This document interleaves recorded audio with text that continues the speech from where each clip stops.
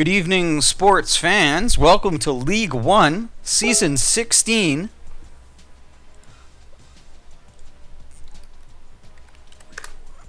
Week 4. We've got a doubleheader for you this evening. It is number 8 Oregon at number 1 Syracuse and Navy at Marshall. We're going to start with a look at the Syracuse and Oregon rosters before we get kicked off with that game. So to walk us through those teams is Coach Spectre, the head coach of the Syracuse Orange. Coach.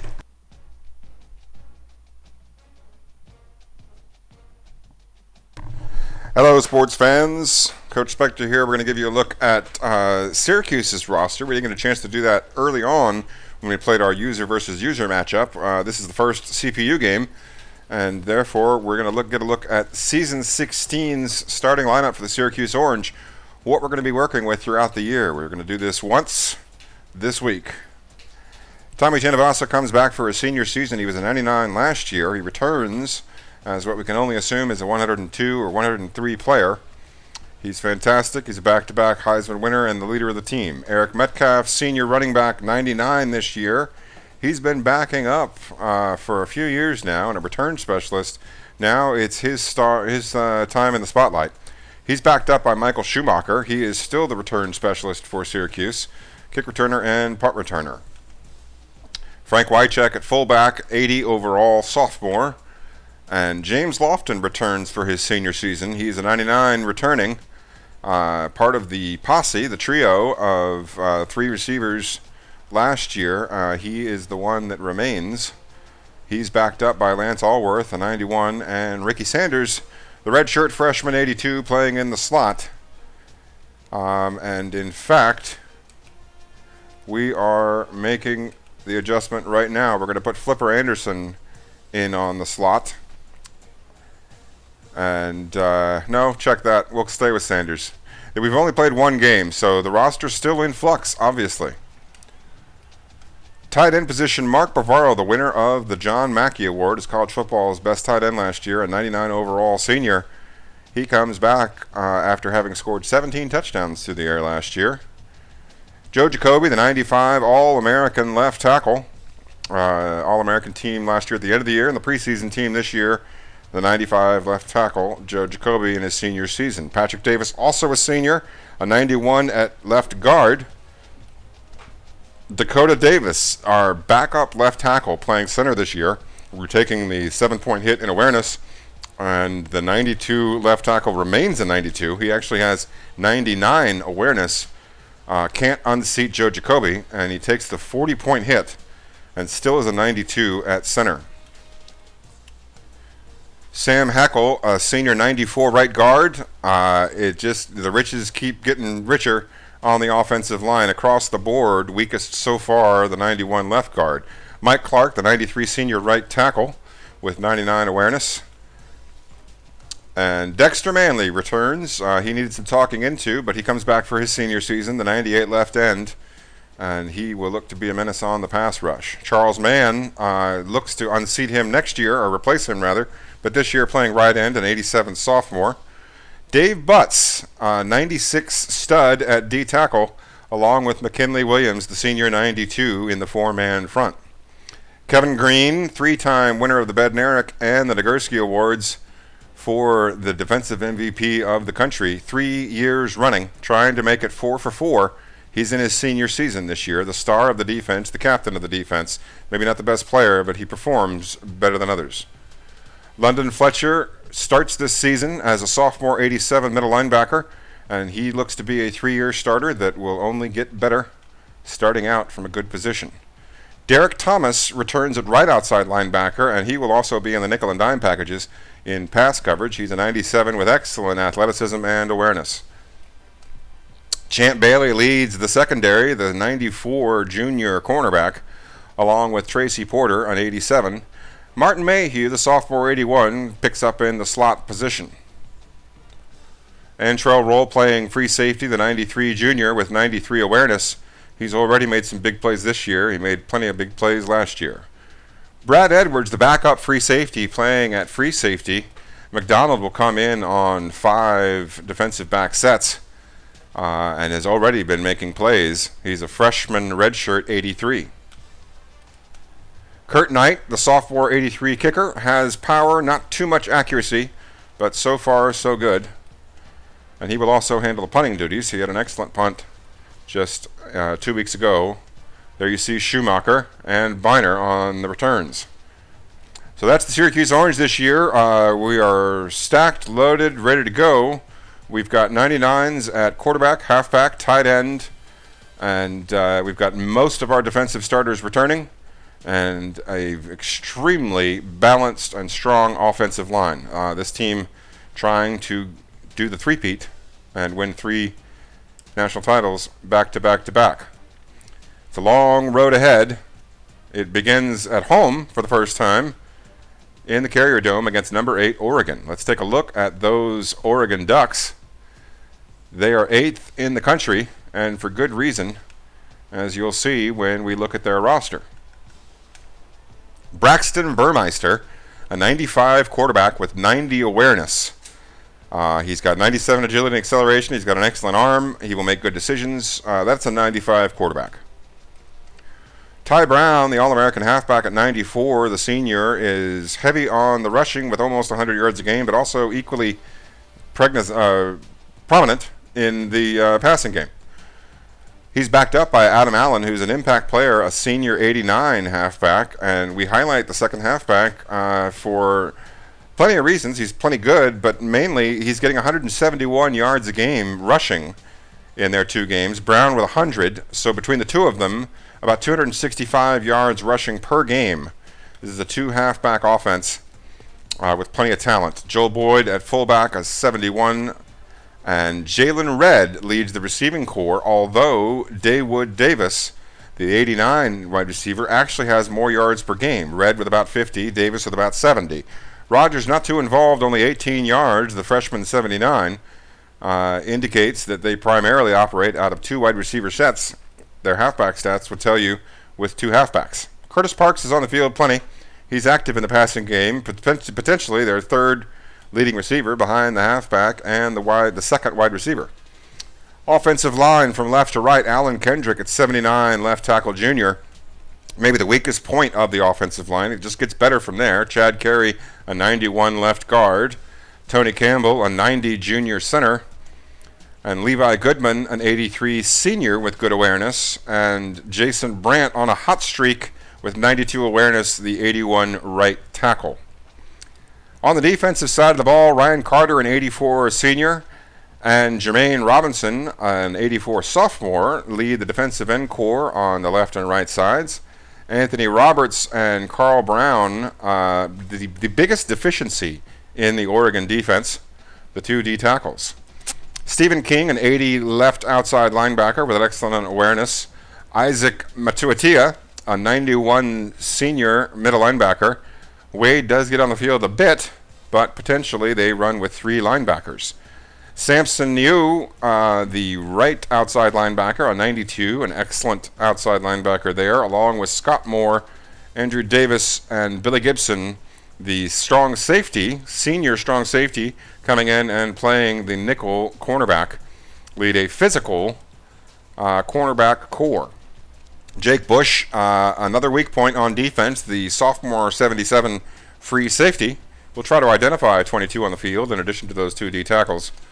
And then Nick Pickett, 90 overall senior free strong safety, will be a key player in that secondary. There you see Billy Gibson, who's also playing nickel corner. If they run 5 defensive backs or if they run a nickel set, then Billy Gibson will be on the field, and he's an excellent player in his own right. In special teams, Joseph Gallagher, an 87 senior at kicker, along with what may be the highest rated true freshman player that I've ever seen in 16 seasons in League One, a true freshman 86 punter, Brandon Hubbard, rounding out the Oregon lineup. So a solid team throughout, a couple of weak spots, but also a couple of fantastic players, and the rest of the spots generally 84 or above. You can see why they're number 8, and Burmeister leading the way for the Ducks. It's going to be an exciting, intense affair. It's at home. We're thankful for that. It is the home opener. It is a top 10 opponent who's number 4 in the country in rushing yards with over 300 rushing yards per game in their 2 games thus far. We expect an excellent performance from them. We expect an excellent performance by Burmeister at quarterback, and we will look to make as few mistakes as possible and win by any means necessary. We're going to turn it over to the voice of Syracuse football, Coach Ninja, the coach of the Navy Midshipmen. They'll be in action in the second game of our doubleheader on the road at the Marshall Thundering Herd. That should be an exciting American Conference matchup. That'll be immediately following this game. We hope you'll stay with us. In the meantime, let's get this top 10 battle underway between the Oregon Ducks and the Syracuse Orange.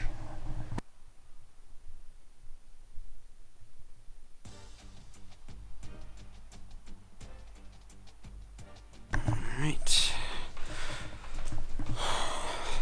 Yo, Leon. Coach says he hopes you're doing well. And we're going to get kicked off in this home opener for the Orange. 99s overall against a 91 overall Oregon Ducks.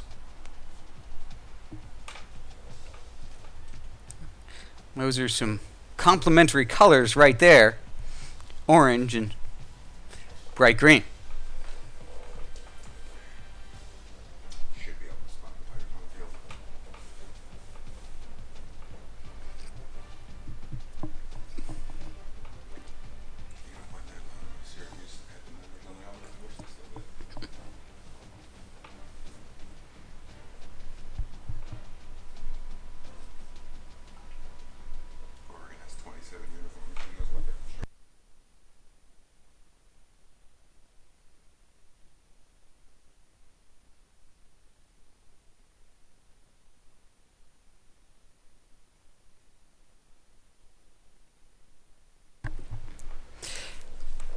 Syracuse, with only one win, they are 103rd in the country in points, 106 in yards scored in one tense tight affair.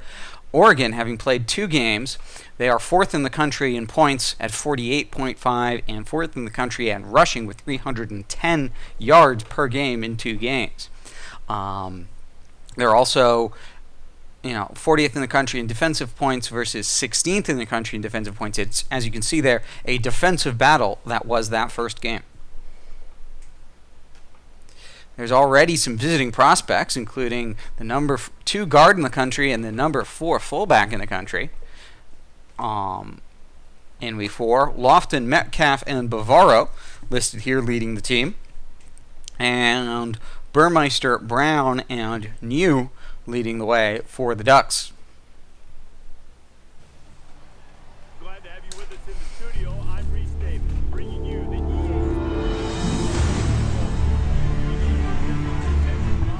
It is one of the most storied legacies in the history of college football. I started my coaching career, I had a dream. And every decision that I made, that I will be the head football coach at Syracuse University. Undefeated, untied. 1959 national champions. Syracuse has scored an undefeated season, and the team carries Ben Schwartzwalder off the field. It's going to be the greatest victory that you kids have ever had. Dozens of the most prolific and impactful players in the game. The first African American to win the Heisman Trophy. 6 members of the Pro Football Hall of Fame. 53 All-America selections. We need to make this place the hardest place to play in the country. We need you, we need everyone. This is our state, our town, our team, and we gotta win now. Go Orange! Spanning more than 10 successful seasons and covering the country from California, Ohio, North Carolina, and Virginia. This is League1 NCAA football. Don't you let anyone steal history away from you. Since 1889, this is Syracuse football. Winning the coin toss, the Orange elect to kick.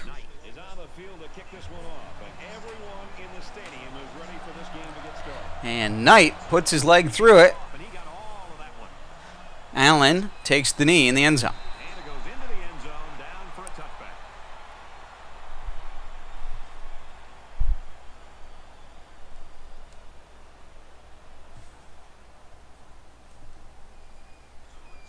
So let's see what the offense can do as they come out onto the field. Parks moves from left to right. Handoff is to Brown. He breaks a tackle and runs right up through. Inside the 30, the 10, touchdown, Ducks. The Ducks have always had guys that are near the Breaks 2 tackles, and that's a hell of a start to the running game for Ty Brown. 75-yard touchdown run.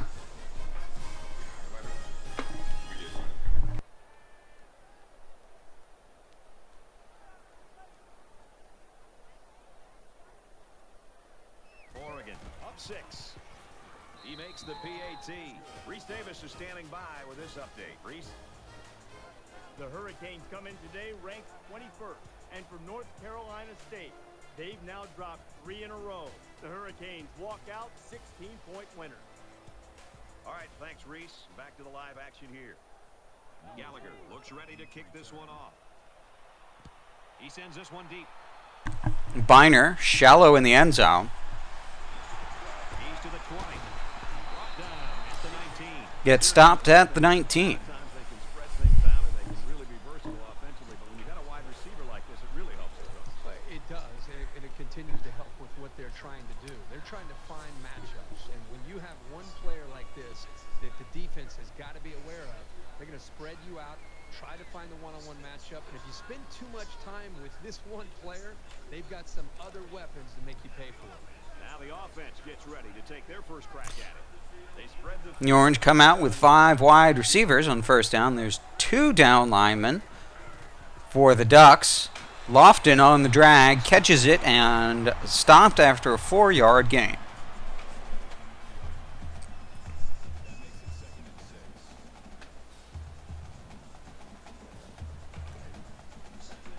second and 6 coming up here. Ball on their own 23.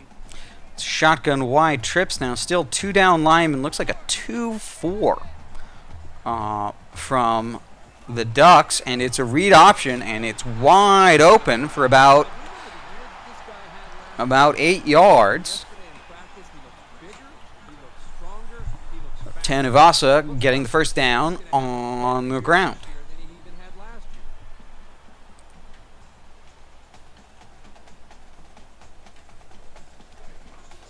First and 10. Ball on the 33. Now a 3-4 against a shotgun ace. Lofton, the wide receiver, in motion from left to right. Tanuvasa keeps it. He pitches to Lofton, and he gets hit out of bounds after a 29-yard gain on the wide receiver pitch option. Unconventional ways, you have the edge over your opponent.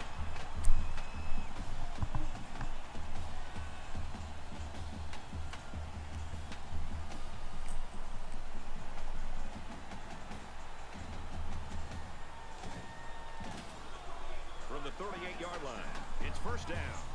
They'll spread the field with 5 wide. The Ducks continue with a 2-4. Tanuvasa again to Lofton on the drag, 7 yards this time, as the linebackers brought the blitz and vacated the short zones.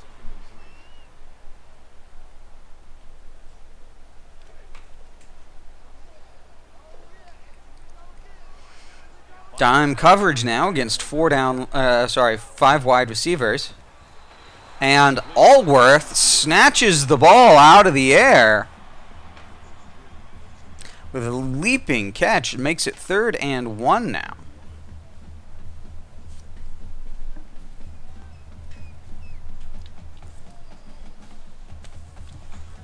It's 3rd down, and this offense is about 3 feet away from that first down marker.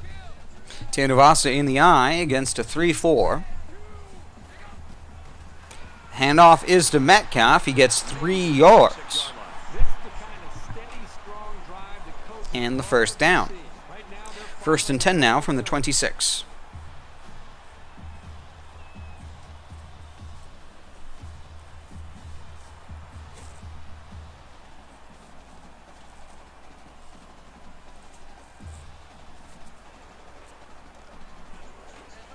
and 10.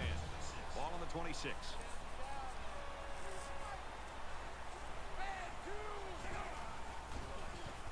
Bavaro, the tight end, on a drag route from right to left out of the pistol.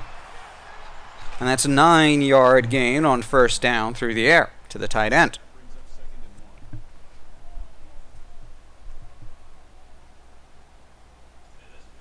And this play is number 8 on the drive. Tanavasa comes out in the eye once again. This is second and short. Every coach's favorite down and distance. It's a handoff to Metcalf. And he goes right for a 3-yard gain, running behind the tackle and the tight end.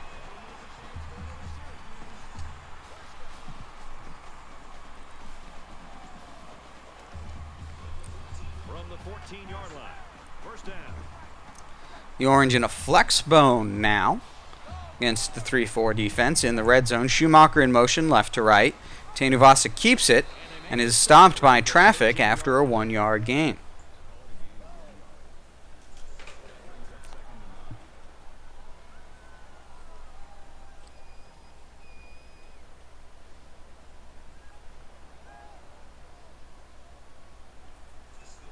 This is the 10th play of this drive.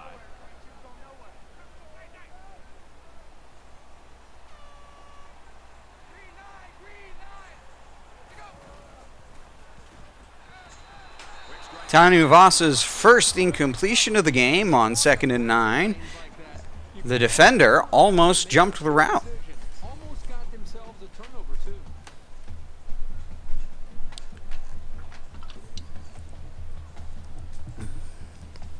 Third and 9 now from the 13-yard line. Oregon leads by 7.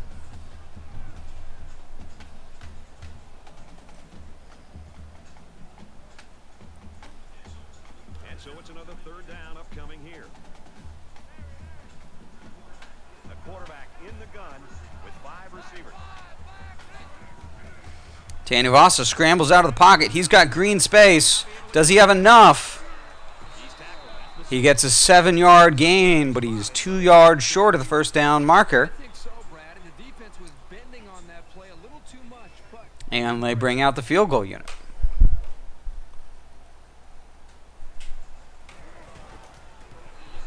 The kick is up, and it is good. Even though they gave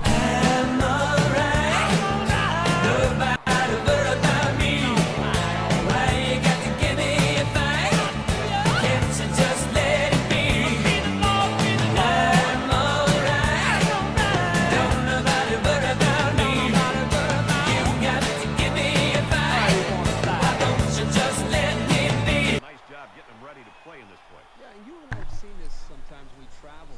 It's where you see the crowd noise throughout the practice week. 4 wide receivers and a single back now for the Ducks. Brown offset from the quarterback on the right side. He gets a 5-yard gain and the up the gut run.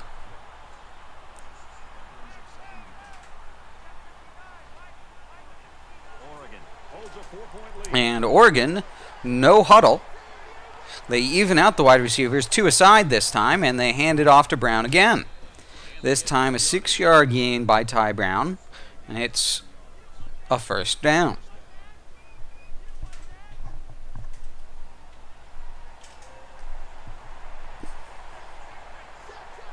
Three wide receivers left. Halfback was right of the quarterback, and Roll tackles Joel Davis, who came across the middle and made a jumping catch. 2nd and 5 now. The Ducks have not huddled yet.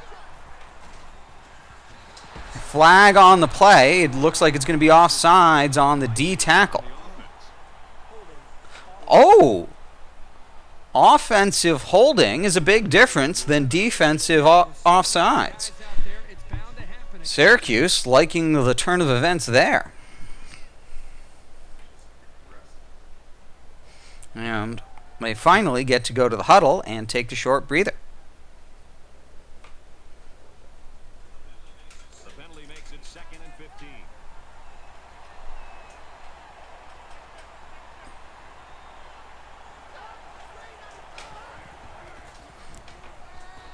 And Braxton Burmeister just gets rid of it when Kevin Green comes and lies down at his feet. It's 3rd and 15 now. We're going to see a 1-0 personnel set from the Ducks. It's 3rd and 15. Ball on their own 32. Quarter here from the defense. It's a screen play. Dumps it complete over the middle. Rawl manages to go unblocked. He slows down Ty Brown, and the second man comes in and pushes him out of bounds. That's going to force a punt from the excellent punter, the 86 true freshman punter. Back deep to return. Gets a great punt. And a blown block means the 8-yard return by Schumacher stops it at the 25.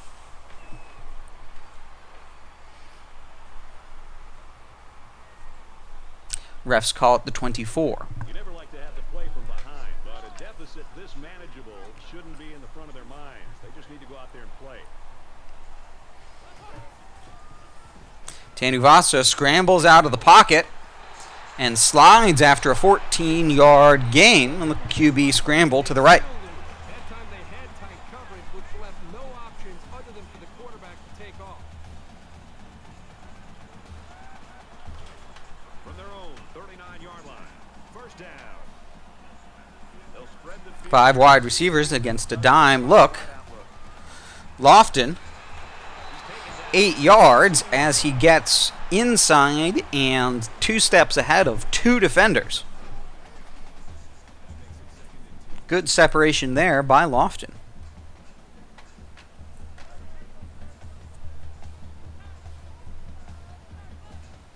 It's a shotgun normal halfback week.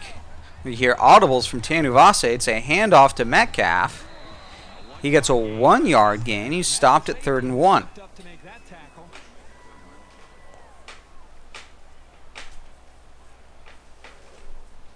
Coach looks happy on the sidelines. Tanuvasa looks like Coach thinks Tanuvasa made a good decision there to get out of that look. It's now 3rd and 1 out of a heavy set. Tanuvasa hands it to Wycheck. The fullback, Frank Wycheck, gets 3 yards and a first down.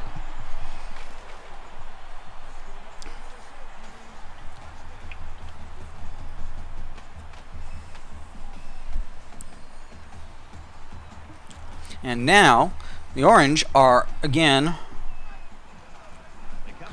in Duck territory. It is Duck season.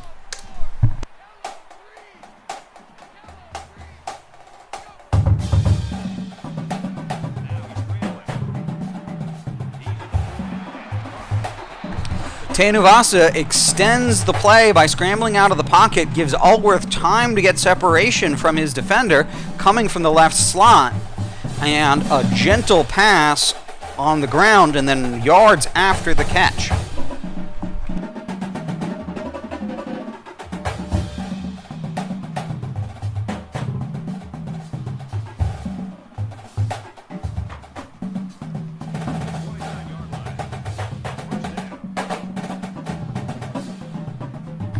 It's a shotgun split big, 2 tight ends, 2 halfbacks. Tanuvasa keeps it and is clear and in space.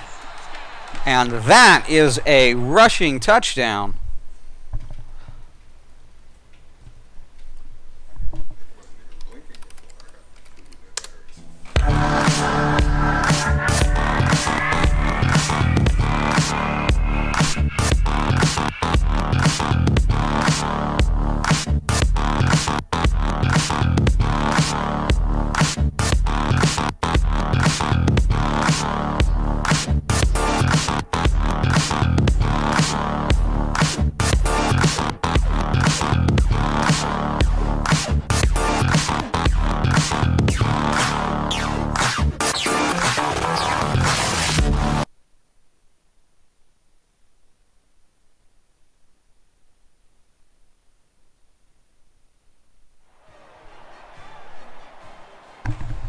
And with that big run, the Orange take the lead with 26 seconds remaining in the first quarter. The kicker will line up here and try to give his team a 3-point lead with this extra point. And he converts the extra point. Let's get an update now. Here's Reese Davis. Reese. Taking you out to look at some action. An important game. Two undefeated 3-0 teams, number 4 and number 2, both in the Big Ten. 10-7 in this one. Knight has the ball set and he looks ready to kick. And Knight puts his leg through it. He just drills this one. Allen taking the knee. And it goes into the end zone, down for a touchback.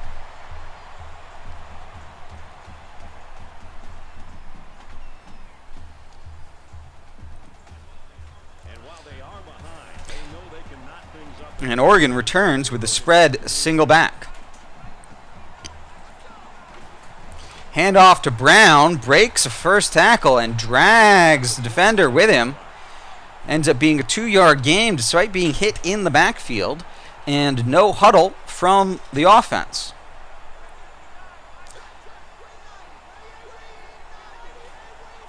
Burmeister audibles Davis and catches it and is tripped over the first down marker, and no huddle. We're going to see the Ducks probably try and get a playoff here. With 4 seconds, it's a handoff to Brown.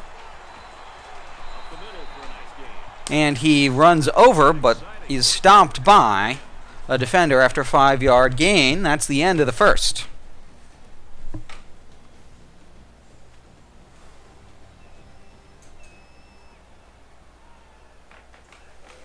Back to the action here in the second quarter. It's been a good one and a tight one. 2nd and 5 now.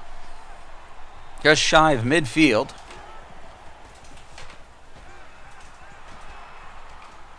And it takes a few men to bring down Lonnie Rogers after the 9-yard catch. Blitzing here, and again, great recognition by the quarterback to find a hot receiver. Ducks remain in the no huddle.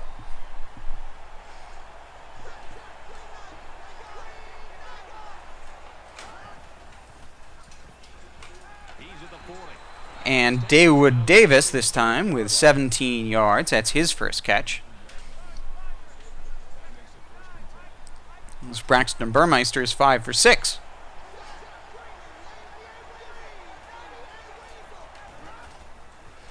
Quick pass out into the flat. And down he goes at the 23-yard line. Joel Davis, the brother of Dawood Davis, is tackled from behind.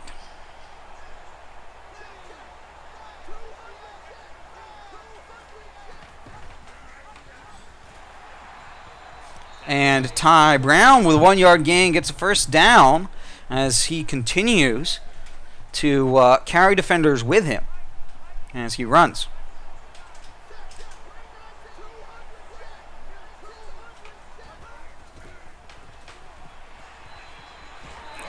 Jalen Red, 10-yard.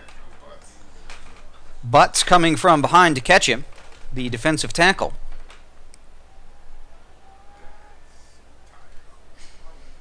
And finally, the Ducks go to the huddle, but looks like they got wholesale changes on the offensive line. A goal line defense here. And it's a handoff to Brown, who gets 3 yards.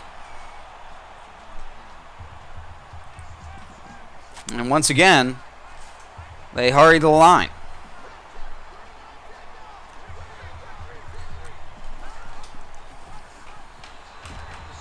It's another 3-yard gain. It's 3rd and 5 now.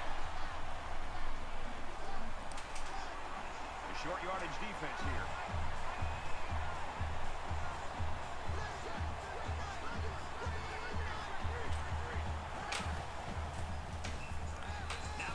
And Braxton Burmeister is sacked for a loss of 5. It's 4th and 9 now in the red zone, and that's going to force a kick to tie the game from the Ducks. It seems like they almost saved their extra pass rush and extra incentive as far as their energy when it really matters on a 3rd down, when they feel like they can beat that offensive tackle and get off the line of scrimmage a little bit quicker. And that's something that I think we've seen him do throughout this game. Oregon is looking to tie things up. Kicks up, and they tack on 3 points. Time for an update from the studio. Reese, what have you got? And it looks like number 4, Ohio State, has defeated number 2, Northwestern. Or will they fall? And for Ohio State, they put together 4 straight wins. The Buckeyes pull it out by 57 pass attempts from quarterback of Northwestern. Ooh-wee. Looks like they're ready for the kickoff. Schumacher underneath the ball on the line. Looks like he's got a chance at a good return this time, but he runs into his own blocker. It's a 24-yard return.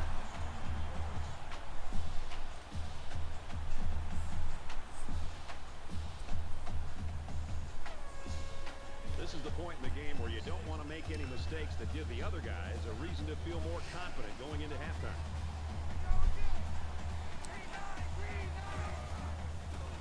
Tanuvas's out of the pocket. He doesn't like any of his looks, and he goes out of bounds after a 9-yard gain on the ground for the Orange.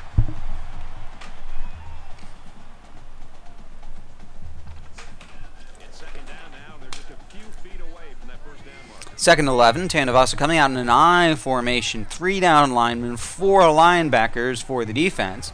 It's a handoff to Metcalf, and he gets 9 yards through a wide open gash. Everybody knew their assignment, and it all came together for a nice run.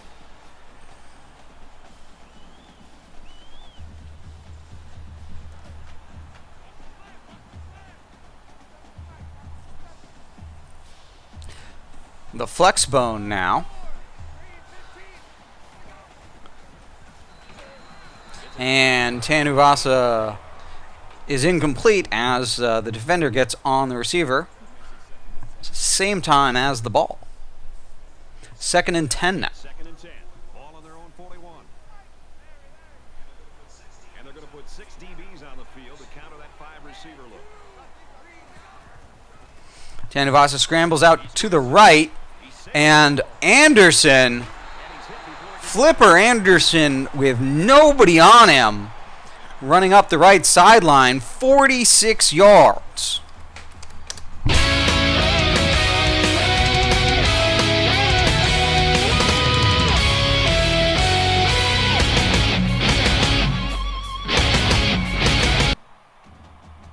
It's first down and 10 now after picking up some great yardage through the air. First and 10 now from the 13. Shotgun spread flex. And that's picked off. And Tanuvasa with the touchdown saving tackle. He telegraphed that throw. Son of a bitch! Give me a drink! Son of a bitch! This can't be me! Son of a bitch! If I can't get clean, I'm gonna drink my life away! Yeah! From their own 39-yard line. First down. The Ducks come out in a 2 halfback set for the first time in this game, something Coach talked about he was expecting. And Burmeister doesn't like any of his looks and throws the ball away.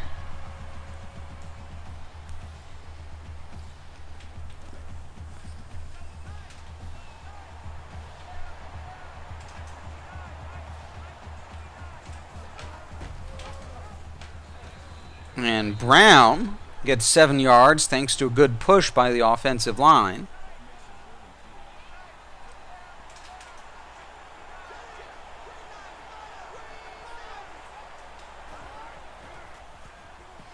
And Parks, way out in space, breaks a tackle, breaks 2. And that's 37 yards on the flag route.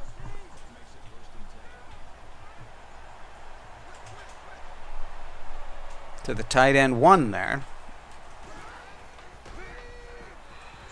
And the screen there gets blown up, and Burmeister just throws it away.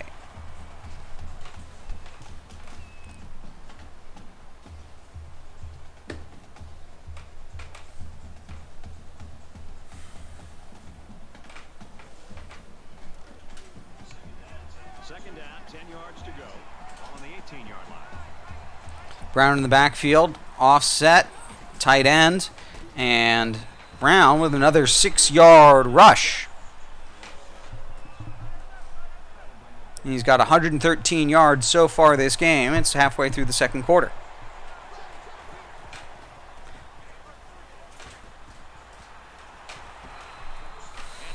Jalen Redd comes back from the tent and catches a 9-yard pass to just short of the end zone. Looks like someone got a head start on the line. False start will move the offense back. Fumbles like these can kill your offensive progress. Still first down.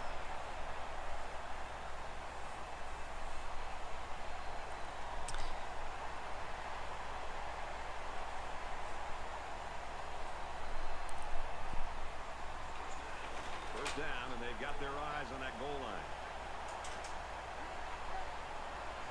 Single back, 4 wide receivers, 3-3-5. They hand the ball off, and he runs clean through. Adam Allen, the backup halfback, gets a touchdown.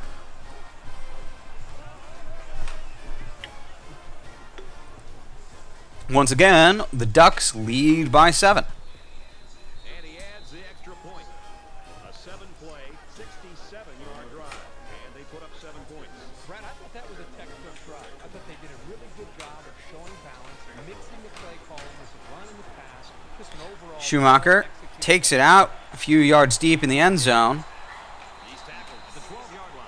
Boy, this has been and he gets stopped after a gain to about the 14-yard line. almost like watching a tennis match here. The 12, I'm sorry. Last, my guess will be the team that wins it. In a game that's this close, you can't afford to waste possessions. The offense going to try to open this field up, coming out in a 5-wide set, and the defense. Novasa scrambles, throws to Allworth. Lance Allworth, 23 yards.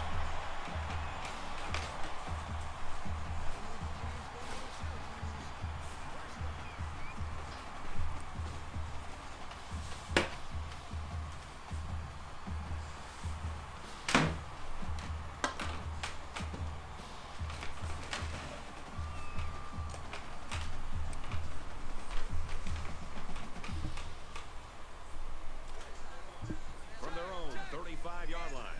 First down. Tight end and fullback lined up on the left. And it's a quarterback keeper. Tanuvasa looking for the face mask and gets it.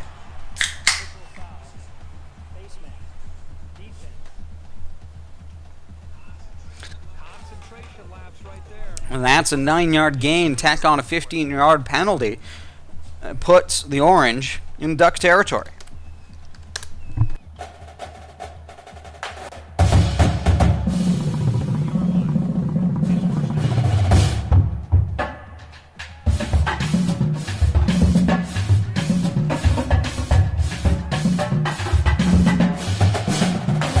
Bavaro with a 14-yard catch that Tanuvasa gets out just as he's about to get tackled on the run.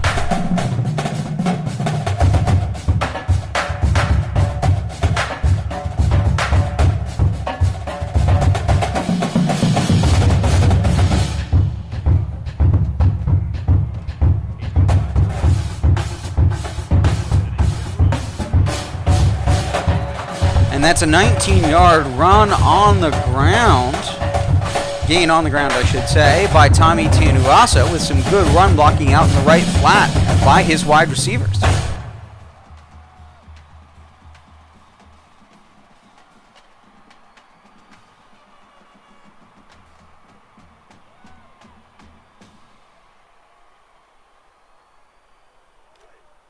First and 10. 10 yards to the end zone. They're in the red zone, but that doesn't necessarily mean points. Last time they got intercepted. Metcalf with a 2-yard gain out of the heavy formation with 2 tight ends.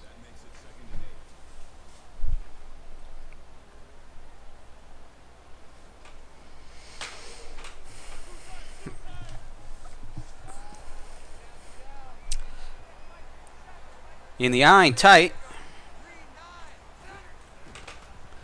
Bavaro on the left to right drag. We're going to have a tie ball game.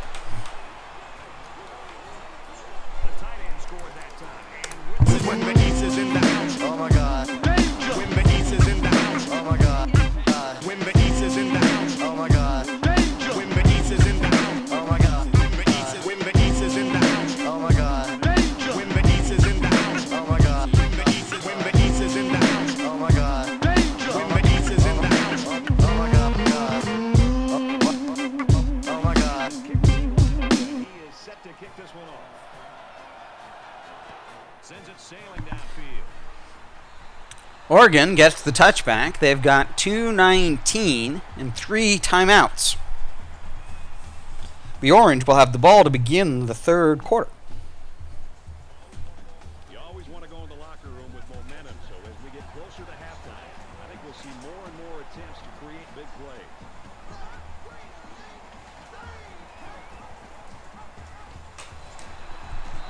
An attempt at a motion halfback option gets blown up as the defender tackles both the handoff man and the quarterback in succession.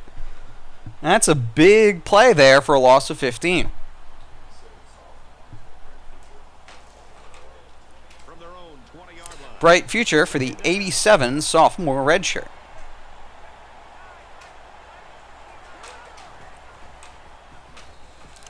And that's a incompletion. Stops the clock at 1:54. Bounces right off a defender's chest plate. Somehow he's able to throw the ball away.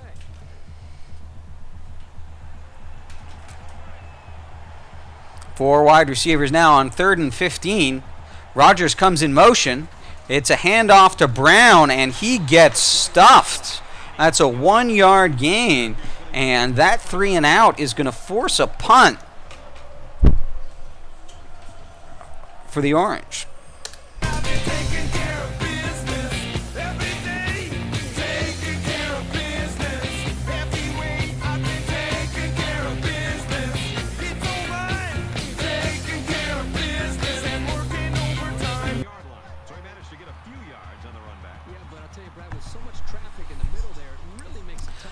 Starting in their own 37-yard line, they've got 2 timeouts in 1:43.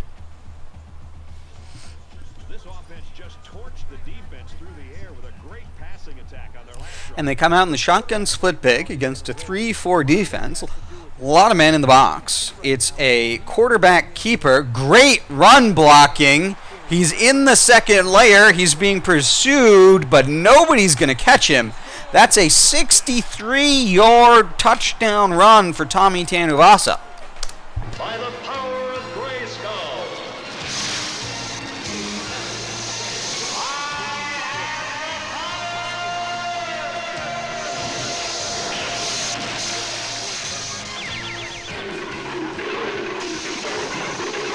Cringer became the mighty Battle Cat, and I became He-Man, the most powerful man in the universe. Only 3 others share this secret. He really got a hold of that kick. Allen takes the knee. This one's going to be down in the end zone for a touchback. And now Oregon with 1:34 and 3 timeouts this time around, starting again from their own 25. Momentum swings have been fairly even. And with so little separation, this game can be drastically changed on just 1 or 2 plays. And Green comes through for the sack. And it causes Oregon to spend their first time out.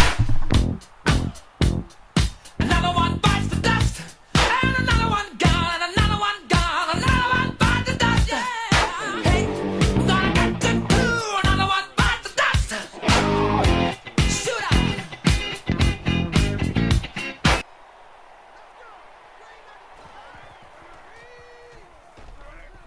They go to the screen here, and the halfback Screen, there's a flag on the play.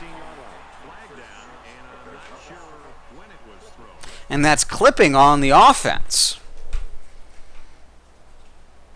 And the penalty is declined to make it 3rd down. Fellas, and that's why they stopped that screen.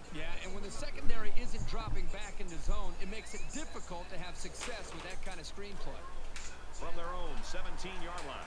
Third down. Third and very long here.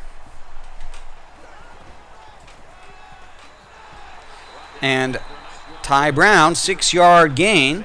Once again, this is going to be a 3 and out. And an opportunity for Syracuse to steal points.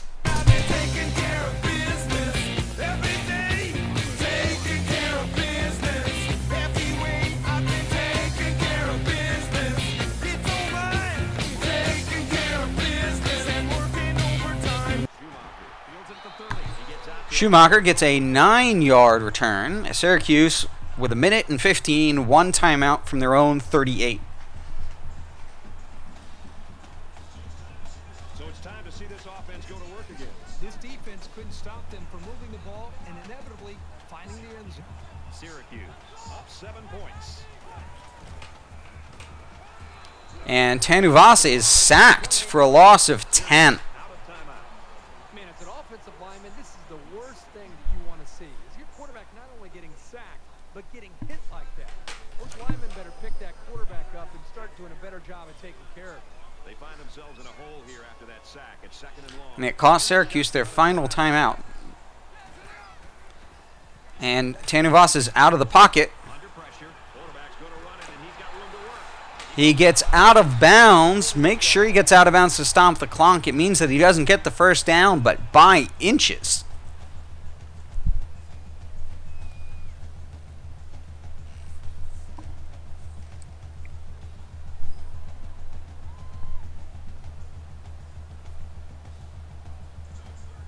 So it's 3rd down, and they're just inches away from picking up the first down.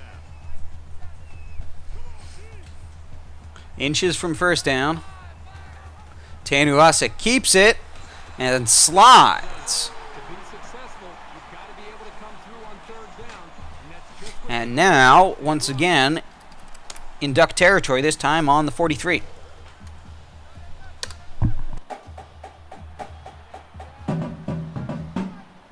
Clock is in motion after the first down on the ground. Tanuvasa scrambles out into space, dives forward for a 13-yard gain,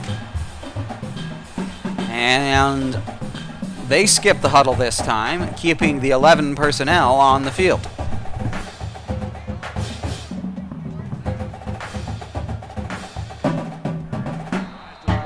And Tanuvasa takes a sack.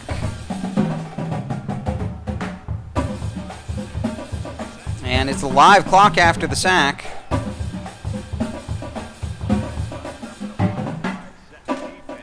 And once again, Tanuvasa is flushed from the pocket. He's being pursued by quite a lot of guys.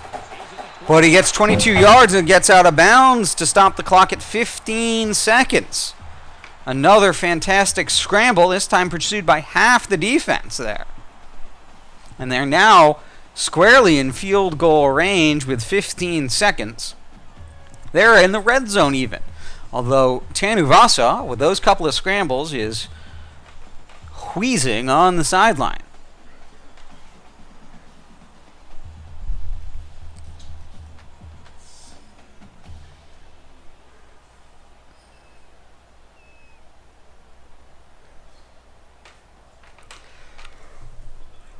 From the 19-yard line. First down. Syracuse is up a score. 5 wide receivers, 2 down linemen, looks like 3 linebackers this time. And that's a delay of game on the orange. Delay of game, offense.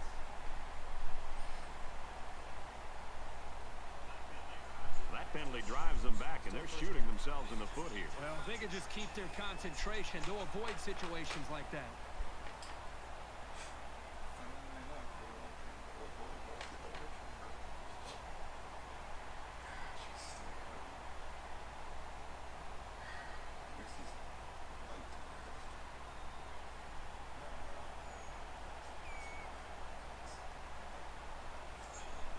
So the penalty makes it 1st and 15. 5 wide receivers, the play clock ticking down once again. Tanuvasa again scrambles and throws this ball away. He gets rid of this one. The defense was ready for it this time.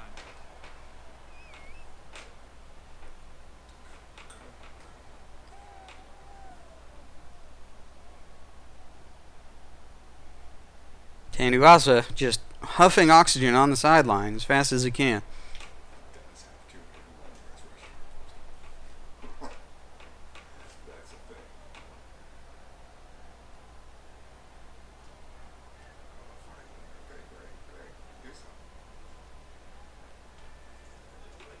From the 24-yard line, second down.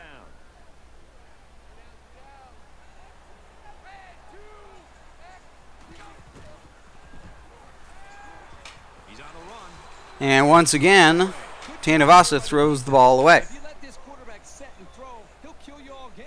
But they got excellent pressure on that play. It's the 9th play of the drive. Syracuse is up by a touchdown. And they send the field goal unit onto the field from the left hash.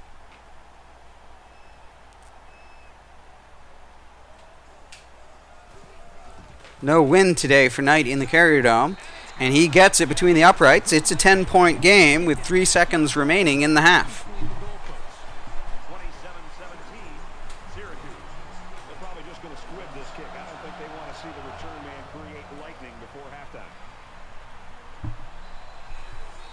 And it goes into the end zone, down for a touchback.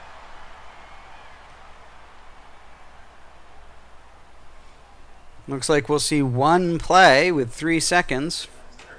Hail Mary here from Oregon.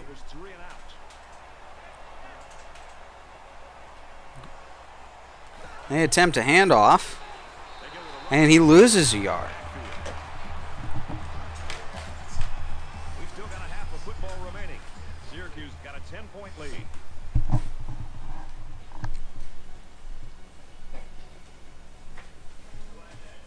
Glad to have you with us in the studio for the EA Sports NCAA Football 14 halftime show presented by Nissan. Innovation that excites. Reese Davis and David Pollack here completely locked in on that first half. There are a lot of ways to describe that first half, David. I think the best is, let me tell you, these offenses are just putting up video game numbers. But we talk about it week in and week out, and that seems to be a term that we like to use, and it's just high execution, doing everything that you want to do, just like you sitting there pushing buttons on a control. That's how easy it seemed. It didn't seem like there was 90,000 fans in the crowd. It seemed like it was just you at home, sitting on the couch, chilling, pressing the circle button, using the stiff arm, using the ball hawk. Everything just seemed to go perfectly. Just about set to start the second half. What are you looking for? I'm looking to see which team has that decided schematical advantage. If they can find it, they'll blow holes 3 or 4 axe handles wide. Brad and Kirk will be there to call the second half. All right. That was just a little bit too meta for me, but quick look at our halftime stats here.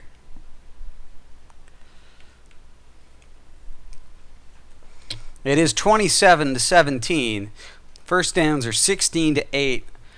Total offense reasonable at halftime, although very high. 223 to 392.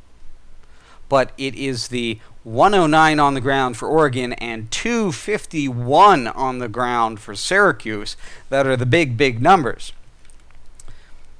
114 and 141 are downright reasonable.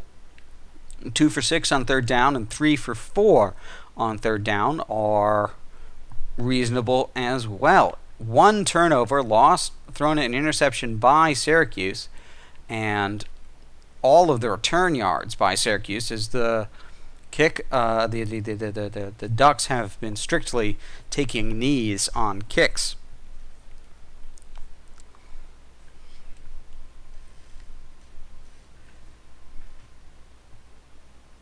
Tommy Tanuvasa is 10 for 15 for 141 yards with 1 touchdown and 1 interception. That's 66% with a 14.1 yard average. He's taken 2 sacks. He's got an overall rating of 154.2.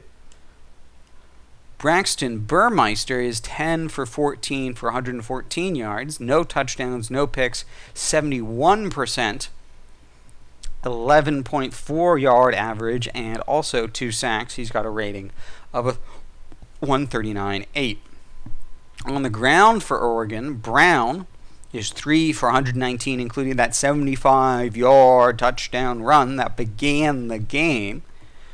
Allen, his backup, has the other touchdown for the Ducks on an 8-yard run of his own. Burmeister has 3 rushes. Those 2 of them are sacks. Although, how he's got, is that yards after catch or yards after contact? That's yards after contact. That makes more sense. On the ground for Syracuse, Tenuvasa has 15 attempts for 201 yards, including a long of 63. He's got 2 touchdowns. Metcalf is 5 for 18, and Lofton is 1 for 29. Wycheck, the fullback, has 3 yards. That was for a key first down. Through the air, Lofton is 3 for 19. Allworth is 3 for 45. Bavaro, 3 for 31 and a touchdown. Anderson is 1 for 46. Oregon, on the other hand, Joel Davis is 3 for 24. Brown is 2 for 8. Red is 2 for 19. Parks and Dawood Davis and Lonnie Rogers each with 1. Defensively, the third of the Davis triplets leads tackles for the Ducks, as Matotia has the lone pick, and Carter there with a sack. For Syracuse, Brad Edwards, a free safety, leads the way with 6 tackles, backed up by Antrell Roll and Tracy Porter.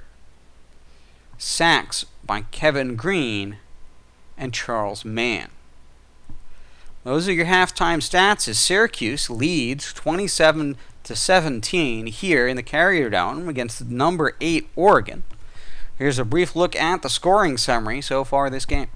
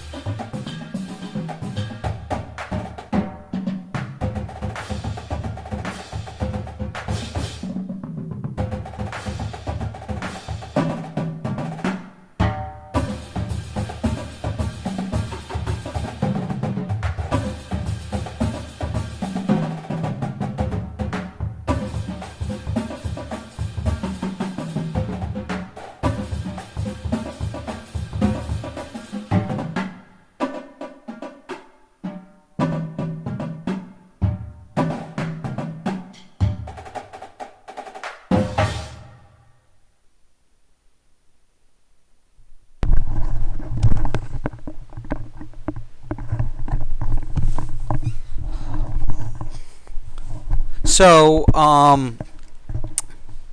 the audio there is just drum lines that I found. I did not find that. Someone else found on YouTube and sent to me saying the Coach Spectre found on YouTube and sent to me saying he wants he wanted them as sound effects for his game. So as far as actually finding them on YouTube, I don't actually know how to do that because I did not find them. So I'm not of too much help there. But if you start searching for drum lines on YouTube, I'm sure you'll find some great stuff. I know that if you one of them is the theme from Mario, so that one should be easy to find. But I can't help you with the rest of them because I did not find them. Sorry, I know that's probably not what you wanted to hear, but thank you for bearing with us as we had some human issues to deal with, and we now resume our game at the beginning of the third quarter. Syracuse is up by 10, and they will start with the ball. This one's going to be down in the end zone for a touchback.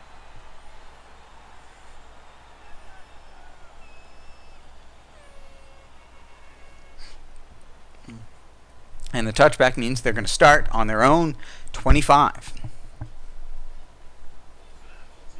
So now both teams come trotting back out onto the field.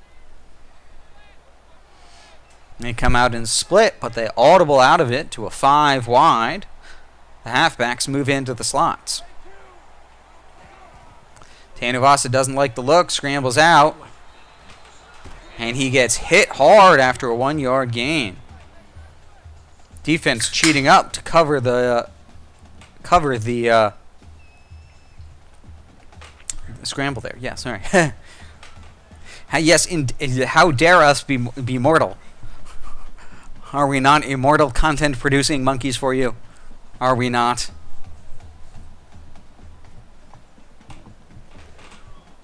From their own 26-yard line.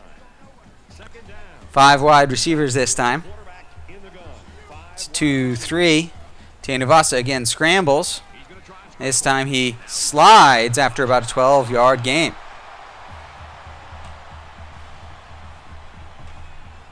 Out to their own 37 now.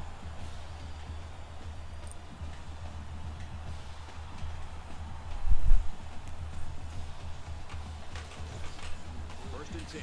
Ball on the 37-yard line. It's a shotgun wide trips now here on 1st and 10.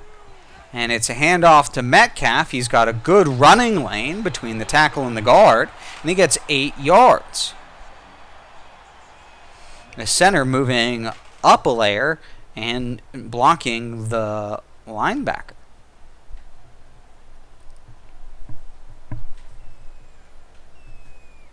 Up a level, I should say.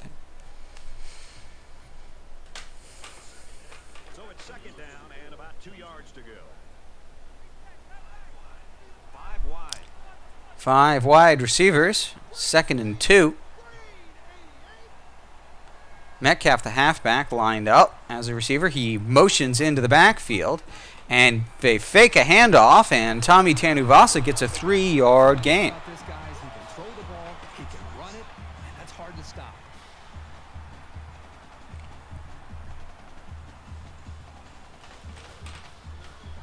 From their own 48-yard line. First down. Shotgun ace. Tanuvasa to Metcalf out of the backfield, 5 yards, and immediately hit. Way to hang on, Metcalf indeed.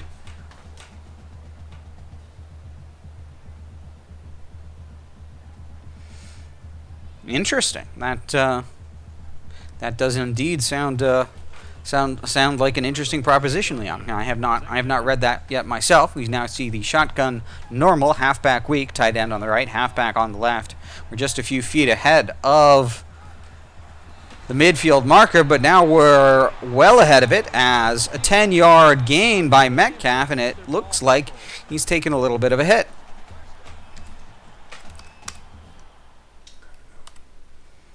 And coach taking a look. Metcalf with a bruised elbow will return soon.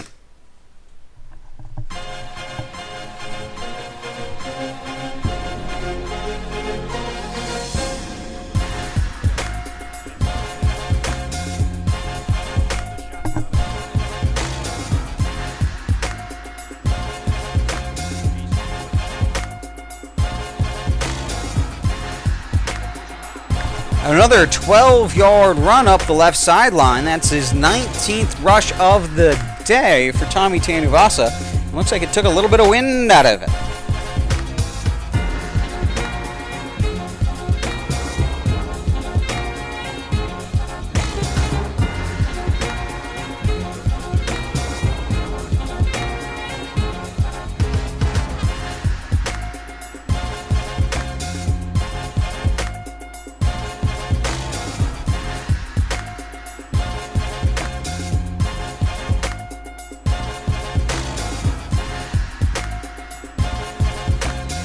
Schumacher, the backup halfback, gets 1 yard on first down.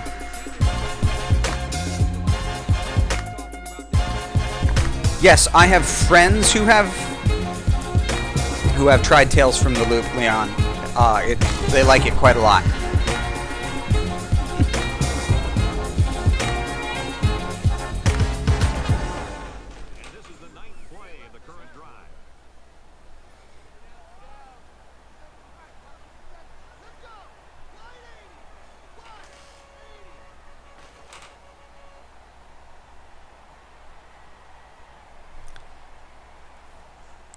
Tanuvasa taking his time, doesn't like his looks, runs away and slips a couple of defenders. Another 13-yard scramble for Tommy Tanuvasa.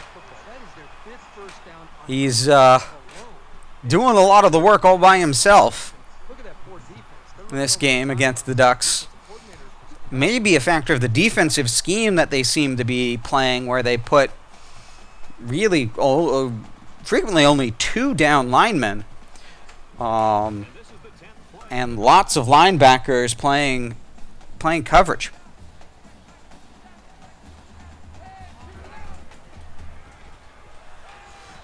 Pass right, running back's got it. He's taken down the 7-yard line.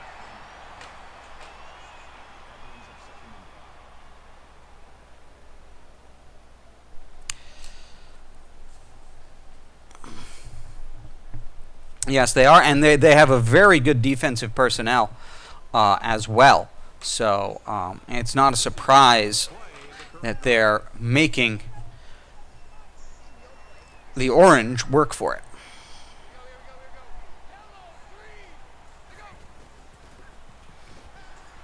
And Bavaro, the tight end, gets 2 yards and he's decked. 3rd and 4 now from, I believe, the 5-yard line.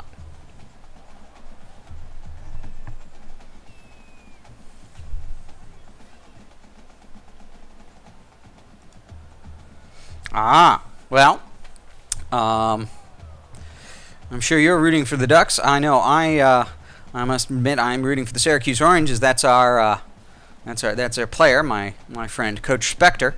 But the Ducks are a very good team. So we'll see what they do the rest of this season. They're certainly putting up a fight tonight. Yeah, and as Coach is saying here, he scheduled the Ducks because he likes the Ducks. I mean, you're not wrong there, Silent Storm, but their defense is pretty good too. As Tarkenton takes a sack and loses 9 yards. We saw this kid getting reps both in practice and in the pregame walkthrough, so this isn't a big surprise.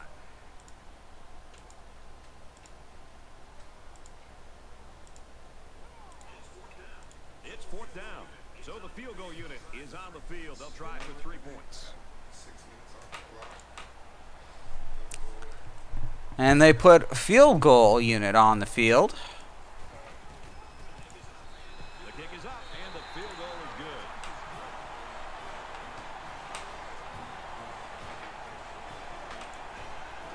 They line up to kick this one away. He kicks it off, and he got all of that one.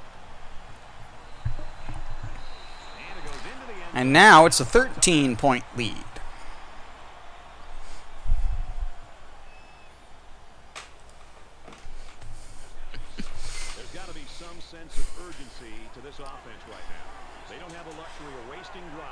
Well, ooh, another potential big run. This one stopped after 15. He gets another set of downs, and more importantly, opens up a whole host of play calling possibilities for the coaching staff.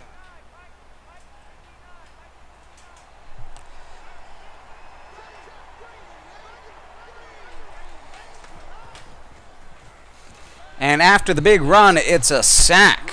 He's got 2 sacks on the day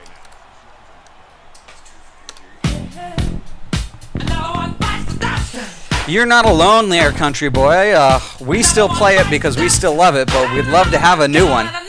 We'd love to have one that worked on, newer systems.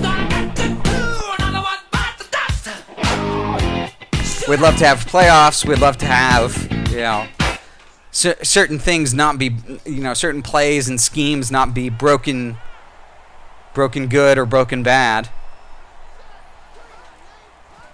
Burmeister in motion, and his lead blockers can't do the job. It's going to be 3rd and 15 now.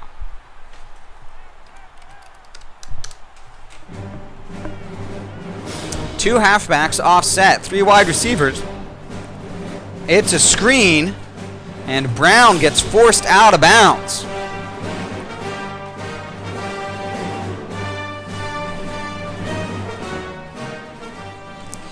It would. The problem is by law, it would also have to make the players some money.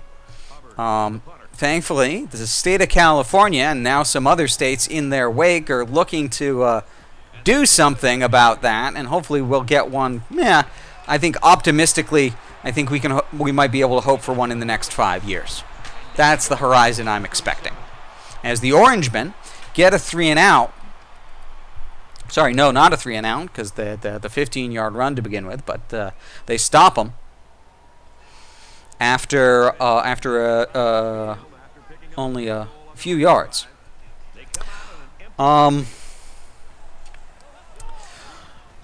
Well, I didn't go to a school that had a Division I football team, but ever since I took over the head coaching job of the Navy midshipmen, I've become a big fan of midshipman football. I'd say probably one of my the other teams that I really like. I quite like Stanford, and honestly, I would be very, very happy if Michigan actually was able to perform on a regular basis instead of lose games that they really should have a chance in. I must say I'm not a fan of Jim Harbaugh. So otherwise I might be a fan of Michigan.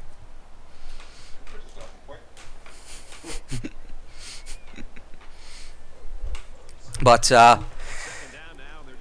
yeah.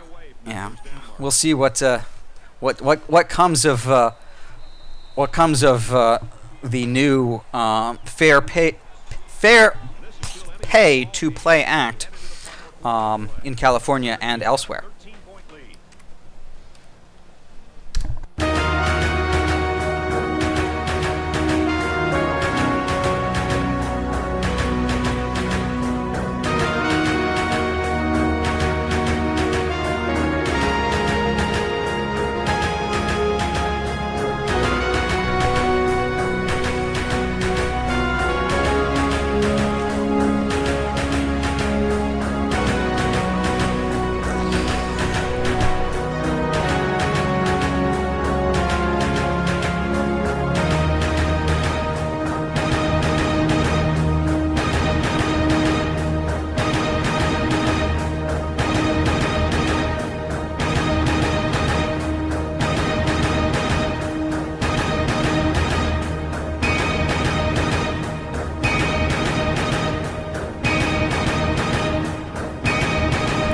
A great job by Tanuvasa to scramble out and wait for Flipper Anderson. Only his second catch of the game, but they've both been big. It's 1st and goal now. Yes, Leon. I know I wound your very good friends, but I'll be honest. I don't like Jim Harbaugh because I don't think he's a very good coach. I can't stand Urban Meyer because I think he's a terrible person. So I for that reason I can't jump on board the Buckeyes. Even though, yes, I know he's not there anymore. But I'll be honest, like, I don't actually know too much about real life college football because I started playing this game before I started following real life college football. No, he's really quite bad. We could talk about it at a different time. But no. He is not a nice person. He's quite a bad person.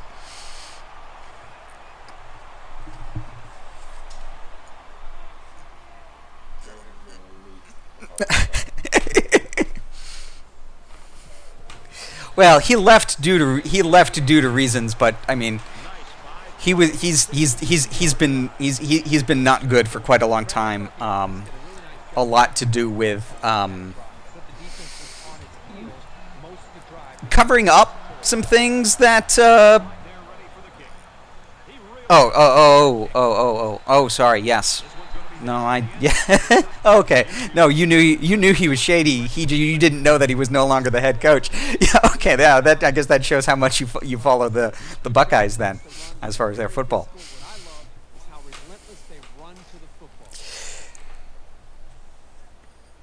All right. Now, 20 points behind.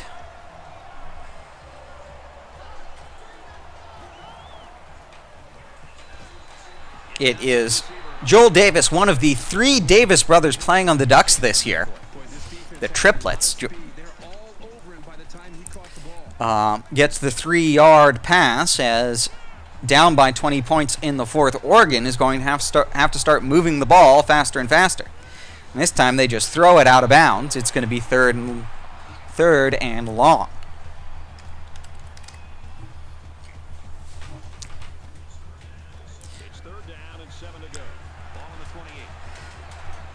Good evening, Rabbit. Thank you for joining us. It's a 20-point game in the fourth quarter. Jalen Redd just got an 11-yard catch as the Oregon Ducks are trying to catch up to the Syracuse Orange. This is the first of our double header this evening. Later on, it's going to be Navy at Marshall.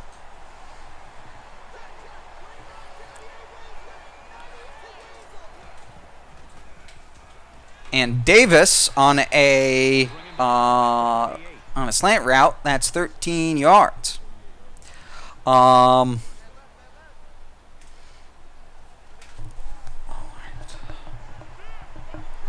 once again, the Ducks are powering through. But this time, the run to Brown loses 2 yards.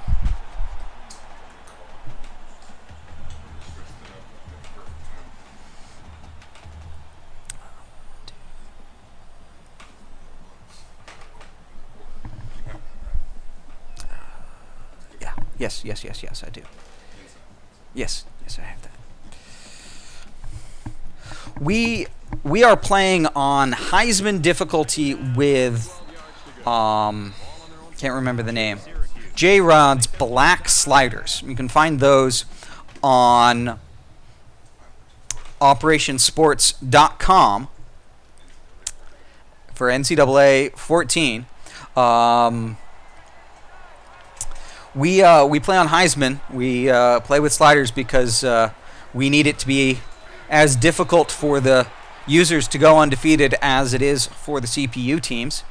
So that's what we do. So I am Coach Ninja. I am not the coach of the Syracuse Orange. That is Coach Spectre. We do the play-by-play for each other's games. As I was saying a few minutes ago, my favorite team is the Navy Midshipmen, which I am the head coach of. You'll see that game later this evening. I just really quite like the style of football. I didn't go to a school that had football, but I've become a big fan of Navy football over the last couple of years. Indeed, Silent Storm is one of our other coaches. He is the coach of Fresno State in our league. It's 4th and 17 now. As the Oregon Ducks are getting desperation mode, 6 minutes to go. And Red catches it and tries to power through his defender. And he gets stopped by number 26. It stops short, and that's a turnover on downs. Indeed, that was a big win for the Fresno State Bulldogs last night. Congratulations on the win, Coach, against a highly ranked Indiana Hoosiers team who had just come off beating number, I believe, 2 and number 6 themselves. Tenuvasa keeps it and runs right up the gut and fumbles the ball. And it is recovered by the Oregon Ducks now. It's often an overused term when referring to defensive linemen, but that's what they mean when they talk about a guy has a motor that's running. He never quit and he played to the whistle. Well, good luck, Rabbit. Good luck indeed. Both sides have made their way back out, and we're just about set to get going again. 3 down linemen against 4 wide receivers in a single back offset. Burmeister scrambles out but gets tied up in the line. We'll see what the flag is. And that's an offensive hold.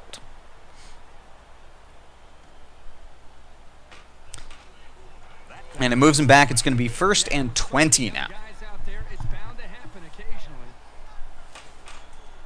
First and long now after the penalty.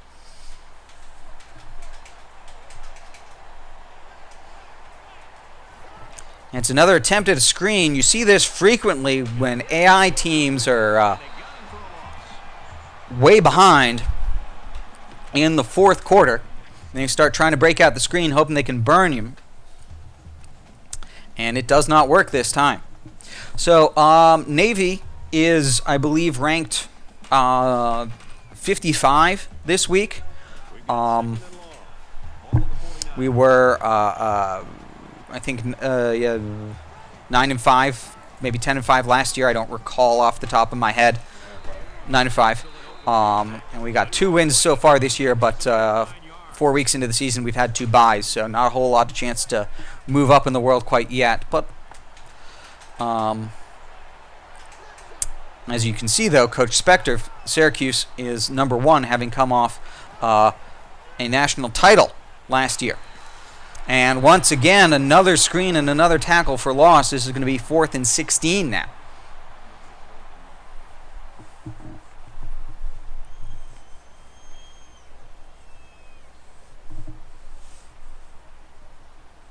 And now it's going to be 4 wide receivers and a tight end for this 4th down conversion attempt. I think you are, Silent Storm, but having beaten, I believe, number 23, I expect you'll get a boost. So we now see a turnover on downs.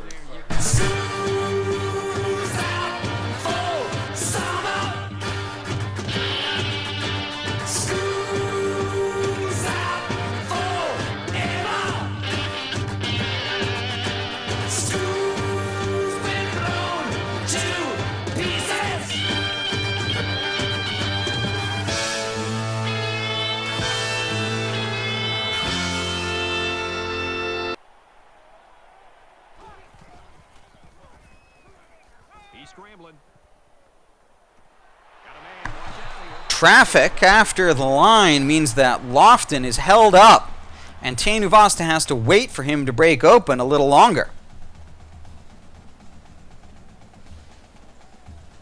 Oh, sorry, Silent Star. I got the frickin' bot sensors links, and I don't know how to turn that off.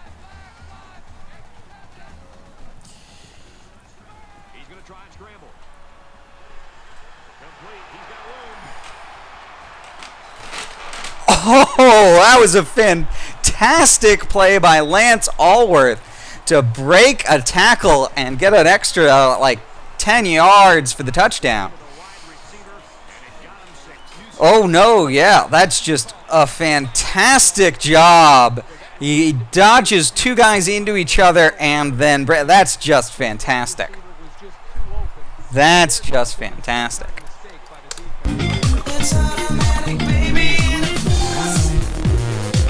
So, I guess the quick version, Rabbit, is it's an online multiplayer dynasty. We've got 10 members that are at 10 different schools. Syracuse is one of them. I'm the coach of the Navy midshipmen, and I do the play-by-play for Syracuse games. The head coach of Syracuse does the play-by-play for Navy games. And we've got another 8 coaches who play their own games. Most of them are not on Twitch because we've only got a couple that have that capability. But I believe Fresno State's also on Twitch at Coach Silent Storm's Twitch channel because he's got a setup that can do it as well. And we've got difficult sliders and recruiting rules to make it as difficult as possible because we're all trying to win the national title. And that's just about it. We do play a number of user games every year, but this is not one of them. Syracuse is playing against a computer opponent tonight, as will Navy be in the second of our doubleheader. They find themselves in a hole here after that sack. It's 2nd and long.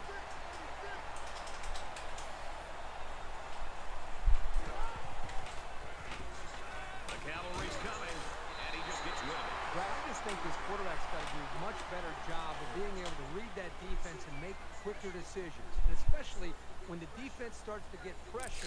We do have quite a lot of league laws. I'm sorry, but most of that is recruiting. That's in order to maintain stability over time. The fact is that the computer is not as good at recruiting as people.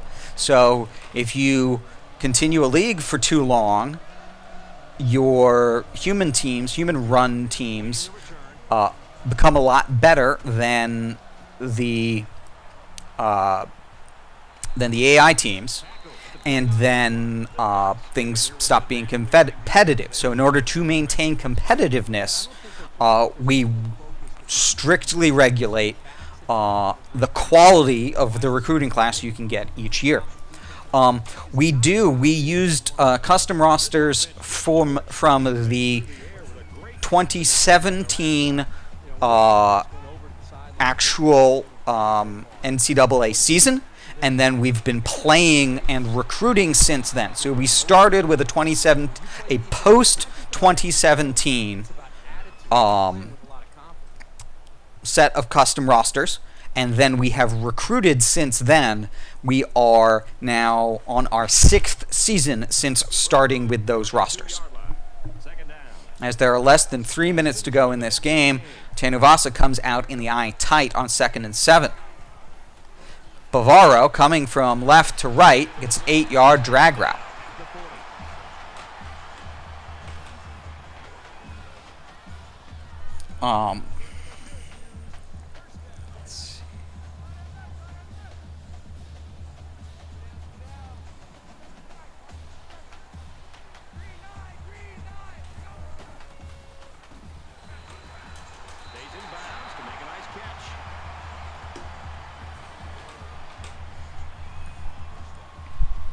Yeah, it's our 16th season overall. We've been doing this for quite a while now, and we'll probably keep doing it as long as the servers are up and running, because it's good, and you know, we got a lot of laws. We put a lot of work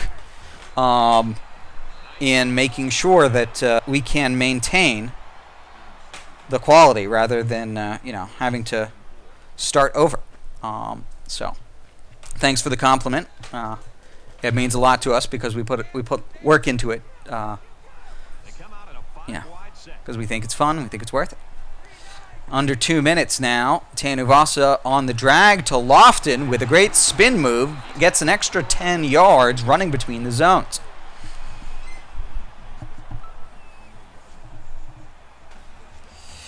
All right, the League1 collegefootball.com, that's the number 1, is our website. It's run by Coach Silent Storm. He does a great job for us, and puts our YouTube playlists and a lot of our records and great stuff there. So sorry that the link wasn't working in chat, but League1 collegefootball.com is the league record website if you want to check that out. The rules are on, all of our extensive rules are on there as well, to see what we do to, as I said, maintain the quality of competitive play within the league. Metcalf slips a defender who was just moving in front of him at the wrong time, and turns a 4-yard gain into a 9-yard gain. 2nd and 1 now from the 7-yard line. Under a minute remaining in the game as Syracuse is 44 points in 50 seconds with a live clock. Oregon stalled at 17. Metcalf able to lean over the line. It's 1st and goal now from the 5.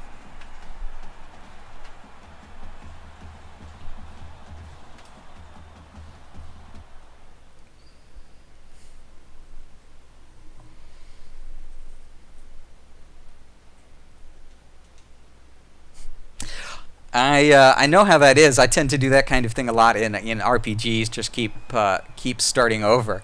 Yeah, no, that's I can say that's a familiar idea as well. I know that many of our coaches in the league have done things like take Montana or Wyoming or Old Dominion and see how good they can make them how quickly. And that's going to be the end of the game. It ends 44-17.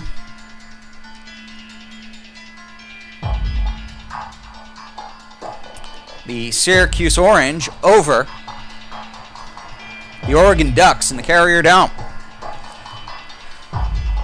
This game brought to you by a few stops on defense and Tommy Tanuvasa's legs on offense. 24 carries for 255 yards, 558 total yards. A good number of passing yards, but surprisingly not as good as usual for Tommy Tanuvasa. It was the ground game by Tanuvasa that really was what hurt as the Ducks. As you see there, the opening play of the game, the 75-yard run by Ty Brown, that began the game, as I said. So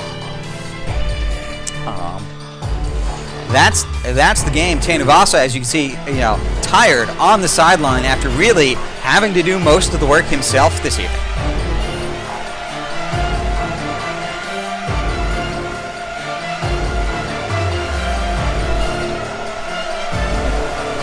Allworth with a few big plays as well.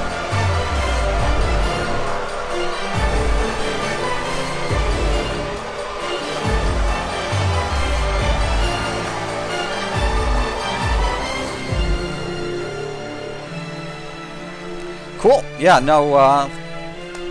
Their Coach Silent is good.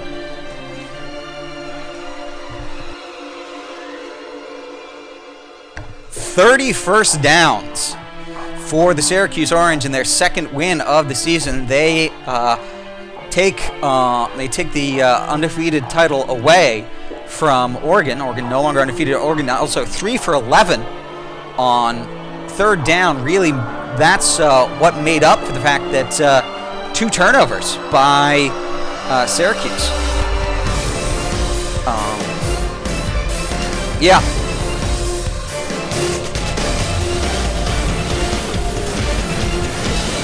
Tanuvasa 3 for 28 for 303 yards, and another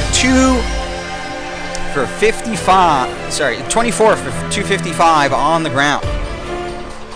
Bavaro, the spread around nobody over 100, but Allworth there with 98, the closest.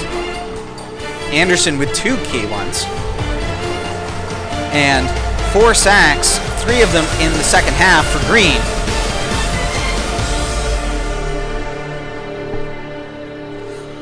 Well, it takes some work, it takes some doing, but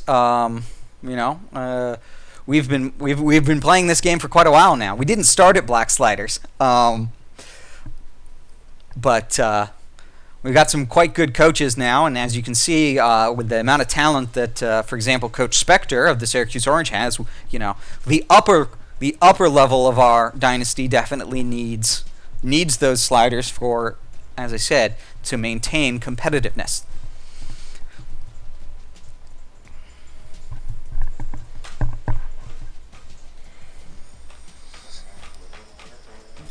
Second half of our double header coming up. We're going to take a short halftime break, but stick around.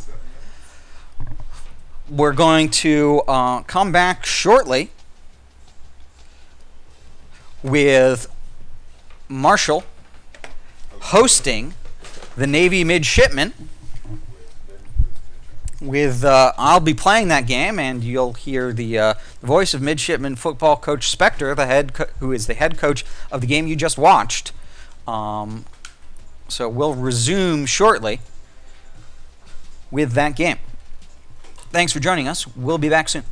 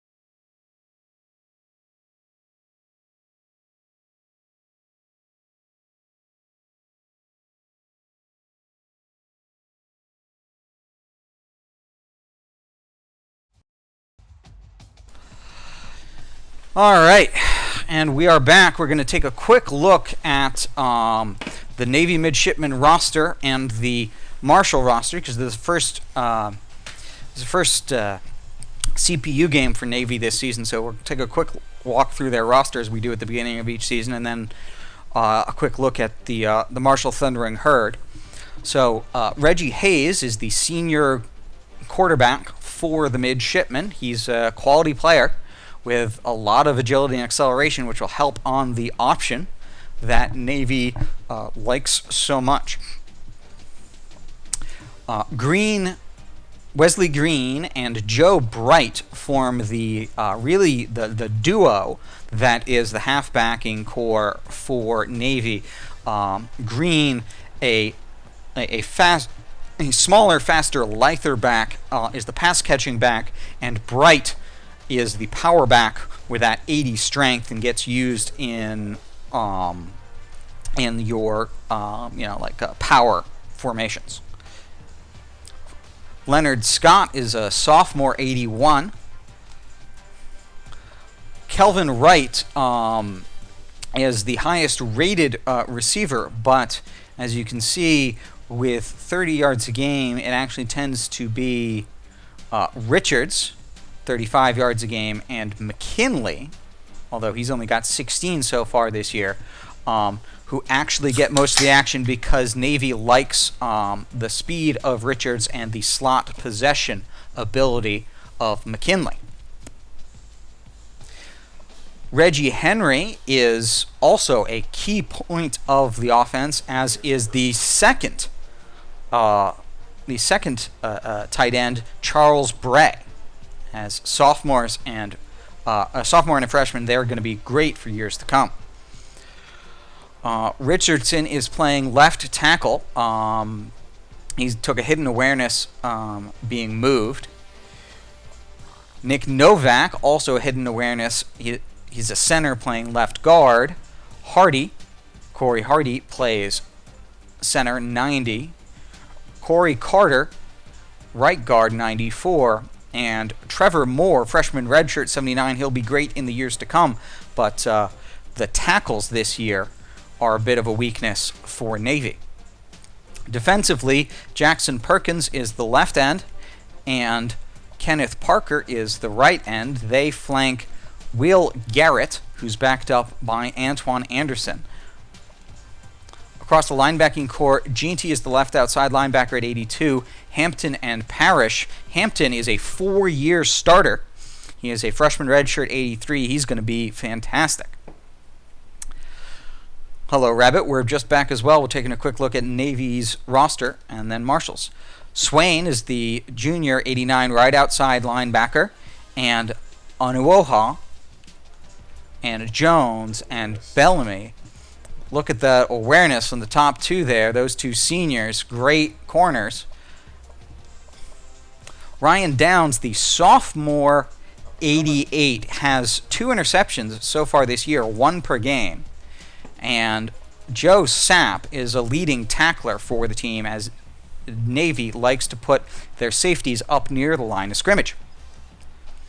Rawls is our kicker, and he doubles as our punter with a excellent power rating, and that is the Navy midshipman roster. So, now that we've seen the midshipmen, we'll take a quick look at the Marshal Thundering Herd and get kicked off. Matt Miller is a impact player, 88 sophomore. He does have legs, and he does know how to use them. Gets about 30 yards a game. So that's scrambling, probably not a dedicated option run. Alan Smith is an impact player, and while he's only got 48 yards a game on the ground, he's got 47 yards a game through the air, so that's very even, which is to say they pass to him a lot. The fullback, Marshall, is good if they use him, and they seem to use him a little. Hunt is far and away their best receiver. He gets 100 yards a game. Brown less than half of that, as Ross is a third of that.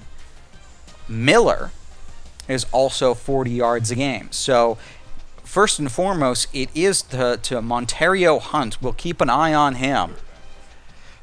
but they do like to pass. Their line is across 84, 84, 77, 83, 86. That's a decent line with a weakness at center, but it's well flanked. Jamari Edwards is a fantastic left end that we're going to have to be aware of. Great speed. He's got an 88 on the other side.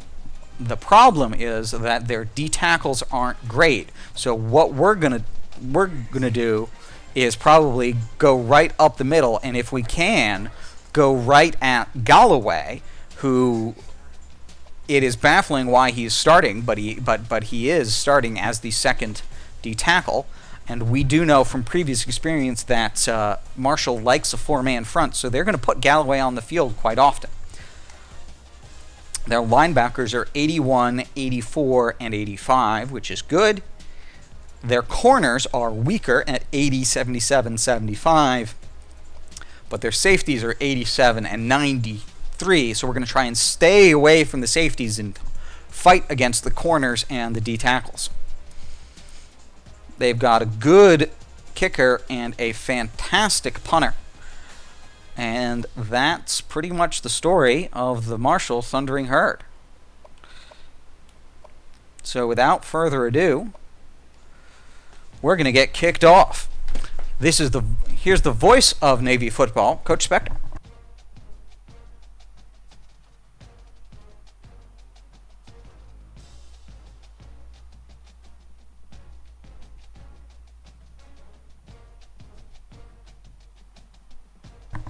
Hello, sports fans. Welcome to another exciting action in League One. We've got an American Conference football game between the Navy midshipmen. They are visiting Jones C. Edwards Stadium in Huntington, West Virginia to take on the Marshall Thundering Herd. It is the only stadium named after a woman, the Joan, as the Herd likes to call it. The Thundering Herd, so named because of the sound of the railroad tracks nearby. Huntington, West Virginia, a railroad capital of Appalachia. That rumbling sound from the railroad, not too dissimilar from the rumbling sound of a herd of buffalo. Marshall hailing out of the American Eastern Division. Navy choosing to align in the West when the American Conference realigned. Coach Ninja's Navy midshipmen 2-0 following two road user versus user wins. This will be Navy's first attempt at a CPU win, as well as their third road game in a row. We thank you for joining us for the second game of our doubleheader. The first game, Syracuse versus Oregon, where the Syracuse Orange were able to triumph. Navy hoping to do the same. It's a bright sunny day in the mountains of West Virginia on the shores of the Ohio River. It's the opening conference game for Navy. They had two non-conference user games.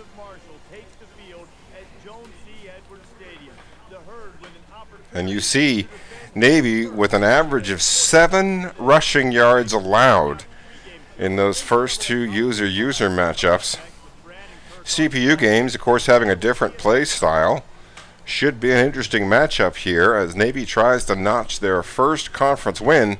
Marshall looking to take control of the Eastern Division. These could be two contenders for each of their divisions. Marshall comes in with a B+ rating. And Navy, thanks to Coach Ninja's excellent recruiting, he is one of the best recruiters in League One.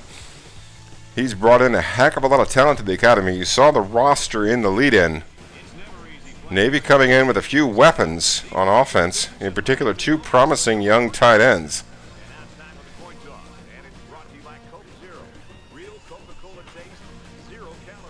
Navy coming in at 2-0, Marshall at 1-2, although looking at Marshall's schedule, they did have a loss to rival Miami of Ohio.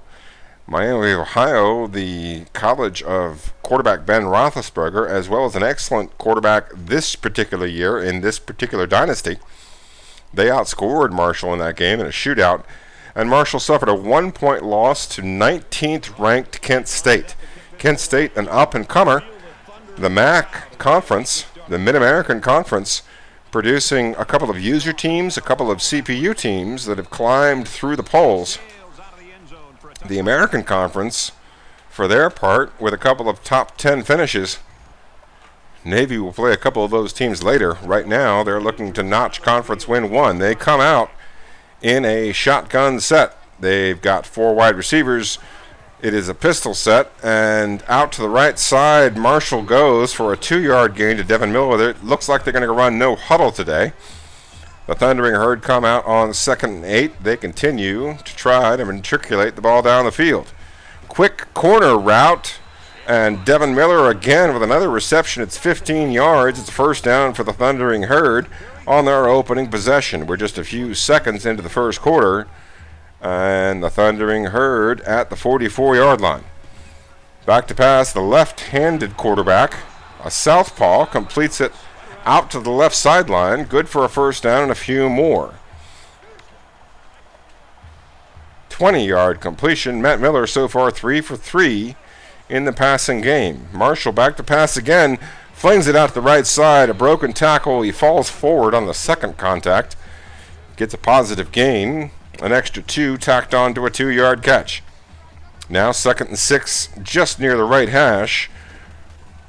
Fakes the handoff, play action pass out to the left side, and Ross makes the catch. Will Ross with an 11-yard completion sets up Marshall with a fresh set of downs.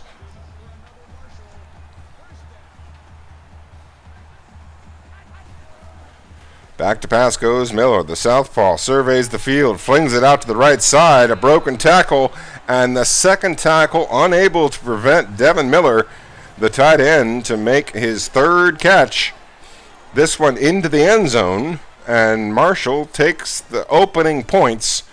They're ahead 6-0, awaiting the extra point. Kick is up and good. And just 46 seconds into the opening quarter, the blundering turd, as WVU fans would call, leads 7-0.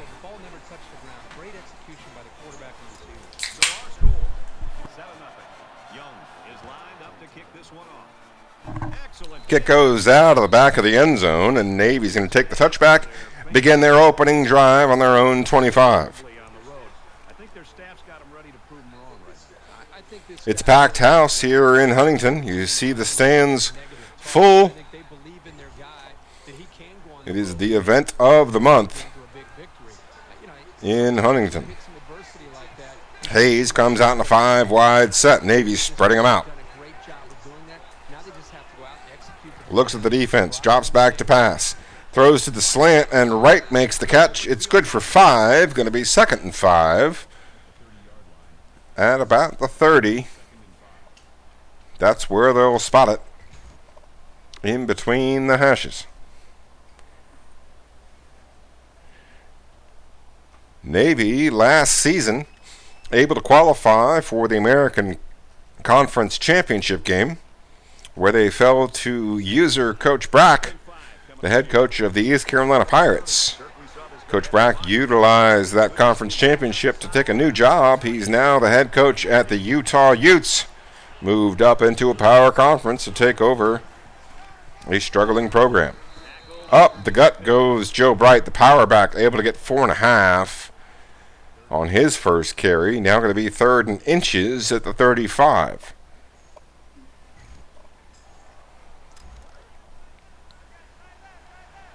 Four down lineman for the Herd. Navy comes out in a shotgun, wide trips.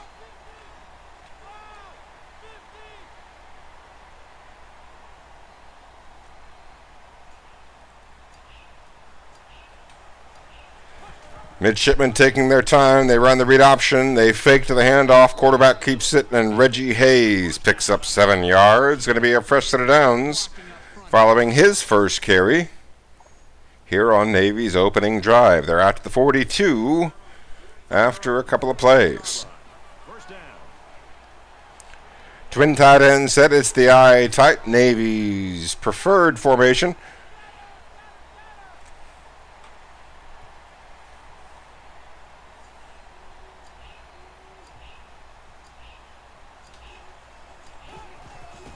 Hayes on the handoff to Bright. Up the gut he goes. He picks up 1. Going to be 2nd down and 9 from the left hash. Here on Navy's opening possession. They trail 7-0 here in the early going. We're coming to you live from Jones C. Edwards Stadium. Right near the M is where the ball rests. Shotgun set, single back in the backfield as Hayes surveys the defense. Takes the snap, drops back and flings it out to the halfback. He picks up 1. Wesley Green on the reception. That's going to bring up 3rd and 8 from the 44. 3rd down, and they need to get it inside the 48. They'll spread the field with 5 wide. 5 wide, receiver set. Hayes surveys the defense.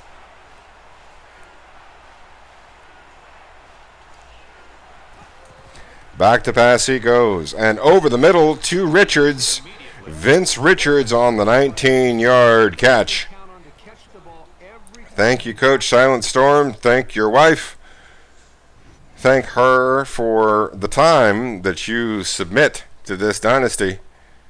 We appreciate her allowance of your obsession with this game. From the 37-yard line. 1st down. Shotgun split big, twin tight ends, 2 halfbacks in the backfield for the midshipmen. As Hayes takes a look, they've got a bare front, 3 down linemen pinched in tight for the Marshall Thundering Herd.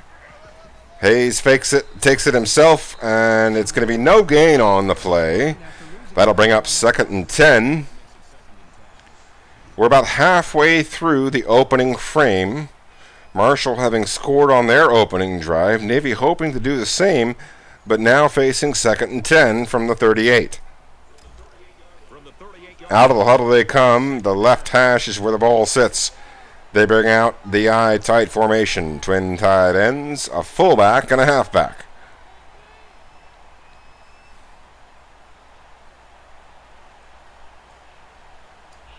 Man in motion, right to left across your radio dial, and Hayes looks almost intercepted, but definitely deflected.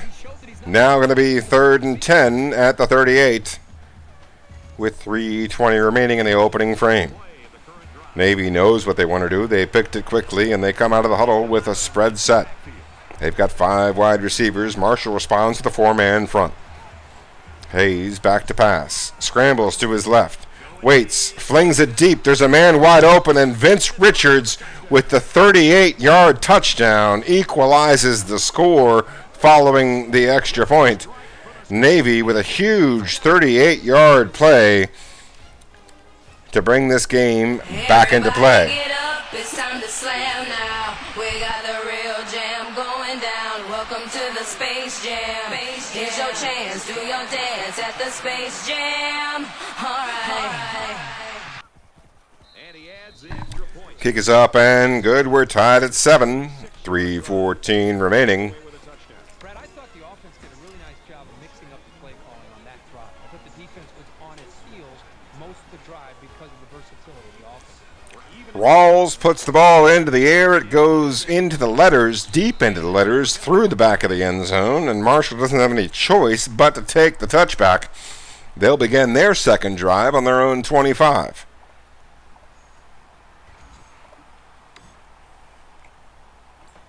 "25-yard line, the marker. It'll be in between the hash marks when the Thundering Herd begin their second drive, taking on the Navy midshipmen here in this American Conference battle. These two teams, possible contenders for their divisions. Marshall runs it up the gut, and Allen Smith picks up 3. Going to be 2nd and 7. They're going to go no huddle. Pistol set for the Thundering Herd. Machinations at the line of scrimmage. The southpaw, Miller, on the slant route left to right.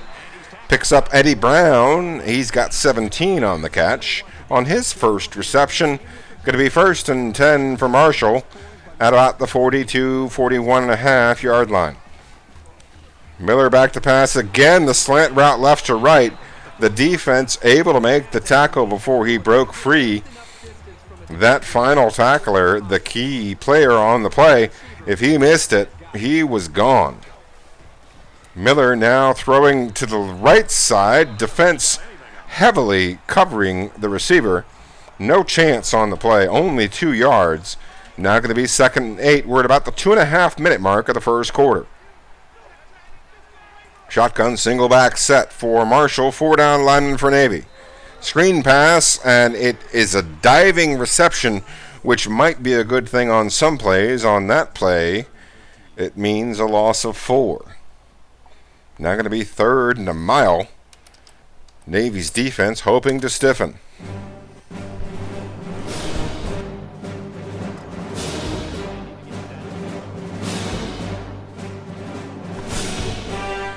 Spread set, pistol set for Marshall. Miller back to pass and flings it to the right side, and it's incomplete. That's the first incompletion of the game following 10 completions in a row. It was a close run affair, a close play, but the result is an incompletion. It means 4th and 14. It means Marshall has to punt. Into the end zone it goes. Navy happy to see it do so. The touchback on the punt will leave them at their own 20. The ball resting in the middle of the field.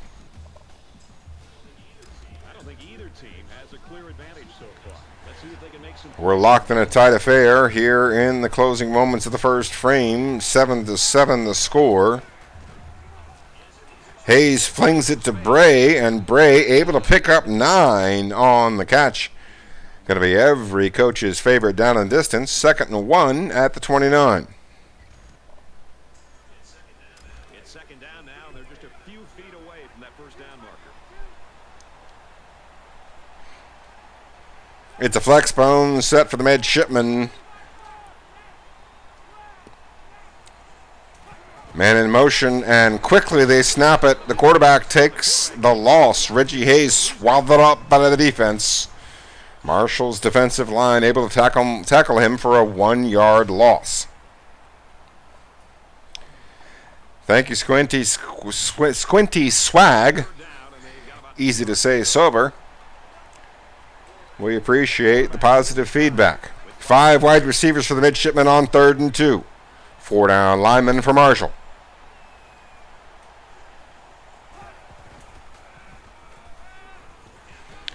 Quick to Richards. He picks up 9 on the play. That's a 1st down. Vince Richards' 3rd catch of the game. He's got 66 yards, and we are not even in the 2nd quarter. From their own 37-yard line, it's 1st down. Eye tight set. Navy making changes at the line. 3 down lineman for the herd. Up the gut goes Bright. The power back picks up 5. Going to be 2nd and approachable. Navy now with an opportunity to come out of the huddle and call a basketball play. You call a play, you take a look at the defense. If the clock is running, you can call the play if you like the coverage, or you can go to the next quarter.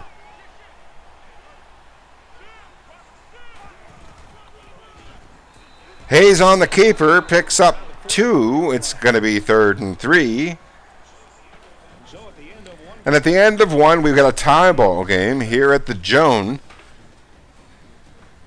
nestled on the hills of West Virginia on the shores of the Ohio River. The midshipmen, not a long trip for them, probably about a 45-minute flight from Annapolis to Huntington. Only got to cross one border. Now on 3rd and 3, the midshipmen come out with 5 wide. Still 4 down linemen for the herd. Hayes drops back, and he is sacked.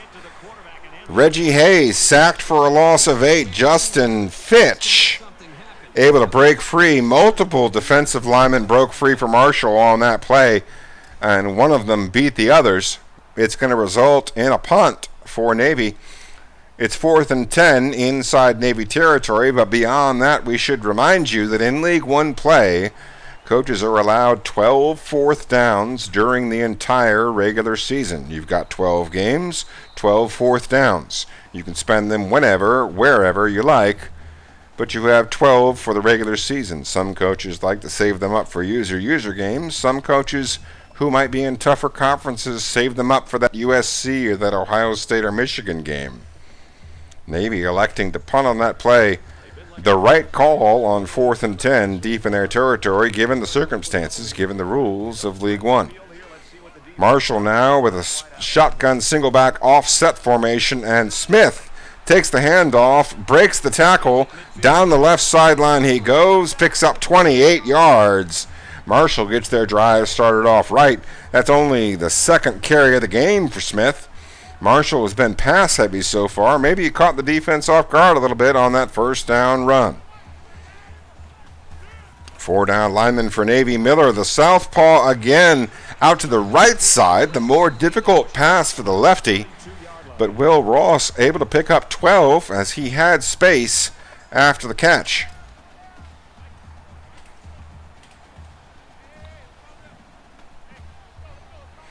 No huddle, go the herd. Miller in the pistol on the slant from right to left across your radio dial. Montario Hunt picks up a 20-yard catch. Surprisingly, that's only his 3rd catch for 26. He comes into the game as Marshall's leading receiver, but Navy thus far, leading into that play, doing an excellent job on defense against him. He broke free against the defense well into the game. 12-yard line is where the ball rests. Marshall attempting to take the lead here in the second quarter. We're in between the hashes, a little bit to the right side. They got a single back in the backfield and 4 receivers. Miller drops back, and a sack by the defense. The defensive lineman able to beat his offensive lineman easily. Makes a huge play for the Navy defense. The left end for the midshipman, number 73, able to make the sack. Going to set up 2nd and 18 and give Navy a little bit of a breather after this no-huddle offense has gotten a couple of guys tired. 13 passes and 3 runs. We know what Marshall wants to do. It's 2nd and 18. But they run a draw play to Smith. He breaks the tackle and is only brought short of the first down by a yard. Going to be 3rd and 1. They caught your announcer. They caught the other team. They caught everyone in the stadium off guard. They run it up the gut on 2nd and 18. Pick up 17. The lefty Miller flings it into the end zone, and in the back of the end zone, able to make the reception. There's a flag on the play. Illegal touching.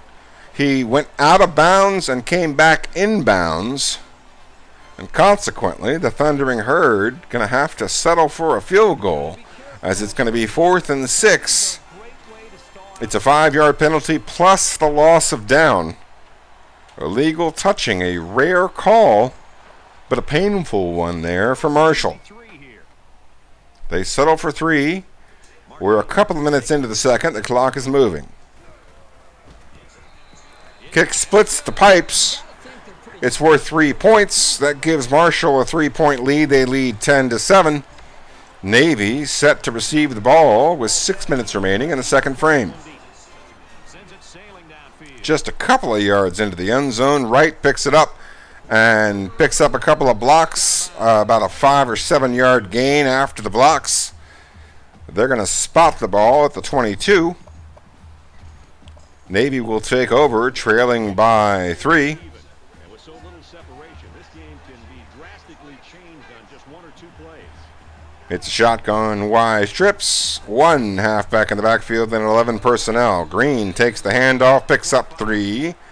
Going to be 2nd and 7. 5:50 and moving.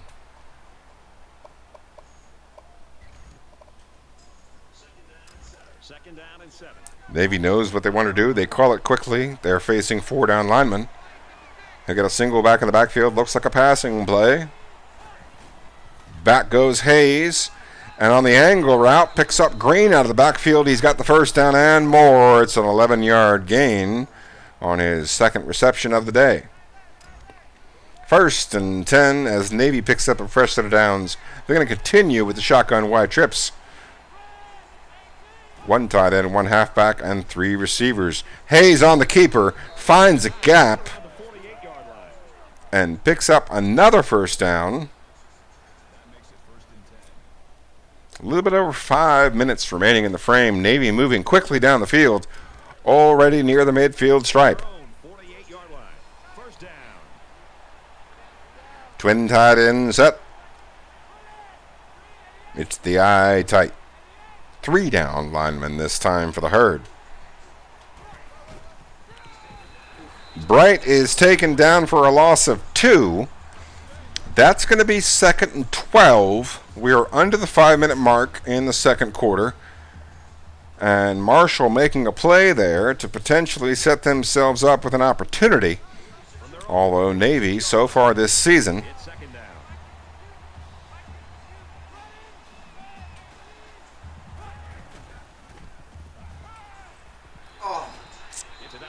performing well in the clutch. There was a tough catch on that play. Multiple defenders, he had to leap and spin to try to make the reception.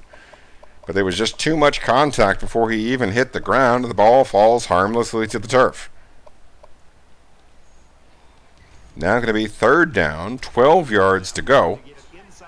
4 yards into Navy territory. They come out with 5 wide receivers, and Marshall responds with what looks to be a dime. Hayes drops back, scrambles to his left, has space, runs for the first down and a few more. Out of bounds he goes. It's a 15-yard gain, his longest rush of the day so far. It's a big one. It sets up Navy with a fresh set of downs into Marshall territory.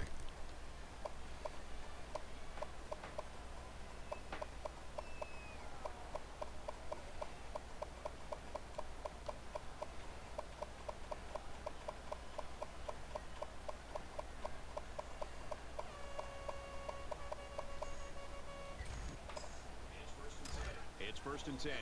Ball on the 39-yard line. 4 down linemen for the Herd, responding to the shotgun wide trips for Navy. Hayes, Drake takes the snap, drops back, and flings it on the drag route, right to left across your radio dial. Todd McKinley picks up his first catch of the day. It's a 3-yard gain. We're halfway through the second frame, and Navy facing a 2nd and 7.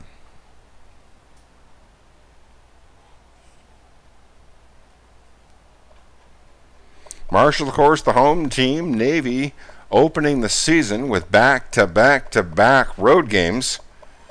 The downside is you open on the road for a stretch. The bright side is you finish with 6 out of your final 9 games at home.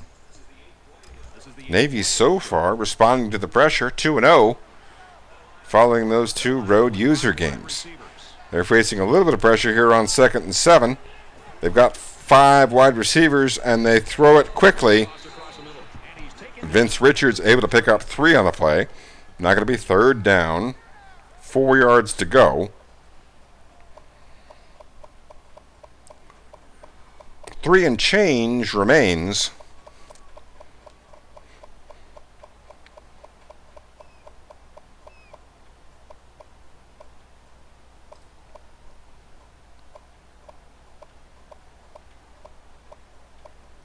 There was a time when Huntington, West Virginia was named the most obese city in America.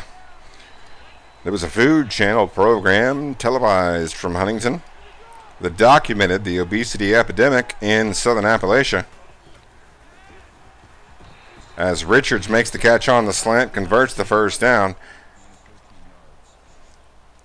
Television programs lasted for a couple of years in the city after that nomination. Marshall, of course, suffering from losing coal mines, losing industry, losing manufacturing jobs. But they live and die with their football team. There was, of course, the famous 1970 plane crash where Marshall lost all but 5 or 6 players on their football team. A movie made about that starring Matthew McConaughey called We Are Marshall, just before McConaughey was regularly assumed to be a Best Actor candidate. Bright runs it up the gut. He picks up 3 against the herd. He's got 5 carries for 12 yards. Now 2nd and 7 from the 16-yard line. Marshall comes out with 4 down linemen. Navy has a single back set. Tries to hit the halfback on the angle. They wait for it. It's good for the first down. Wesley Green picks up 13. Big play for Navy as it sets them up with 1st and goal from about 25, 26 inches away from the goal line. Shotgun wide trips. Bear set for Marshall. Machinations at the line of scrimmage by Hayes.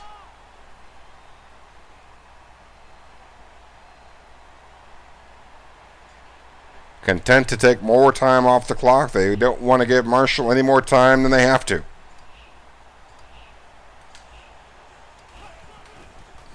Read option play. Green on the carry. Picks up 3. Just about the perfect result if you're a Navy fan. It's going to allow them to take an extra 30 seconds off the clock. It's still only 2nd down. Navy in excellent position here to set themselves up for a good, healthy start to the second half.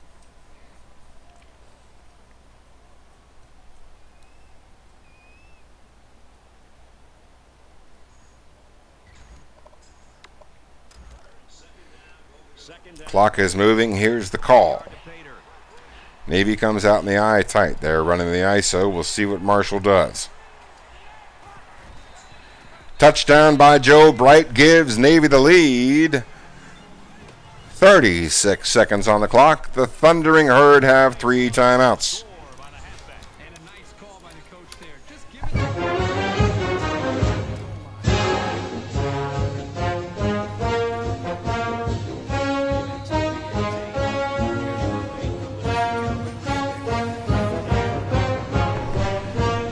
Big score line there, number 4 versus number 2. We already know the result. If you don't, we won't tell you. It's an exciting affair between Ohio State and Northwestern in Big Ten play. Northwestern ascending into the top 15, top 20 on a regular basis in this particular dynasty. One of the fun things about online dynasties is there's a couple of teams that move and shake, move up a little bit, move down a little bit. There might be teams on the outskirts that ascend in your dynasty. They may be different from ours. In this particular one, the Wildcats, a top 10 team. They break the huddle, 36 seconds on the clock. Marshall in a shotgun set. Miller drops back. It's a screen pass. The defense is ready for it. They tackle him for a loss of 5. Marshall does not call the timeout. They can create negative yards on completed passes. So the offense might want to consider that next time they try that play. 20-yard line, the marker. There are 30 seconds currently on the clock. From their own 20-yard line. 2nd down. Marshall comes out in a spread set, facing 2nd and 15.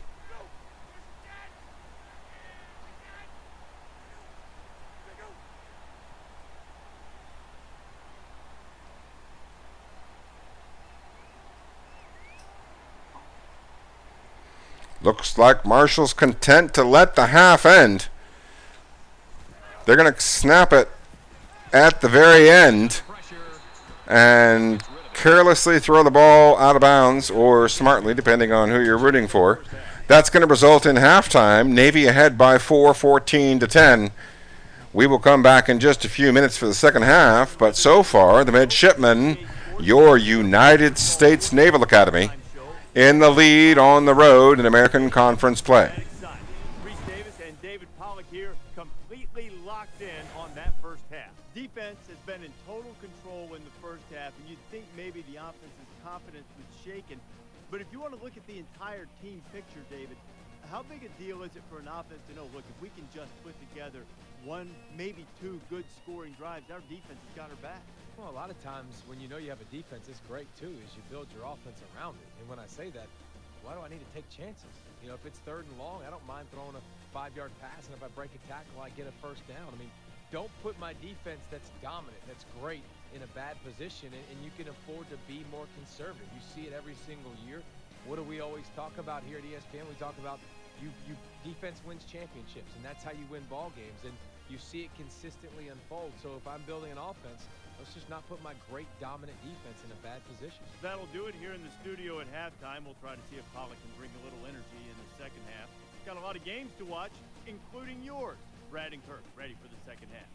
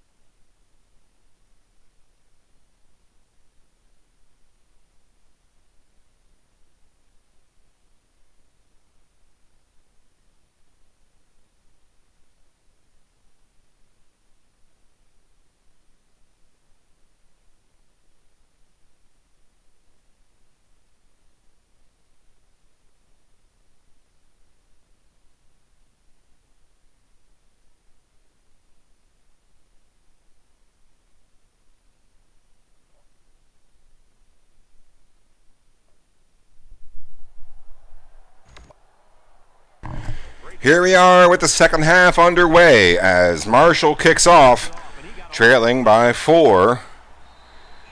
Coach Ninja leading the Navy midshipmen into the locker room, holding a 4-point lead. Some talks going on at halftime. We'll see what the adjustments are. Navy, with 5 wide receivers on first down at about the 25-yard line.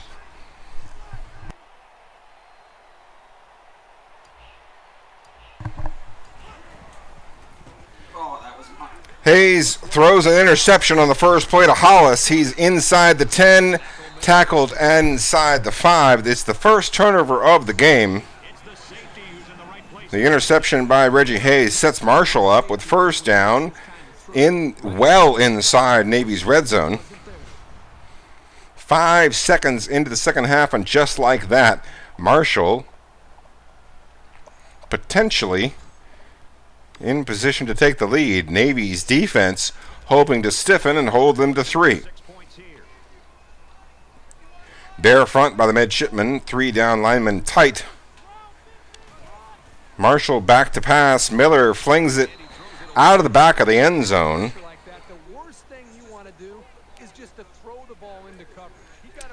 Squinty Swag, you've partially caught me.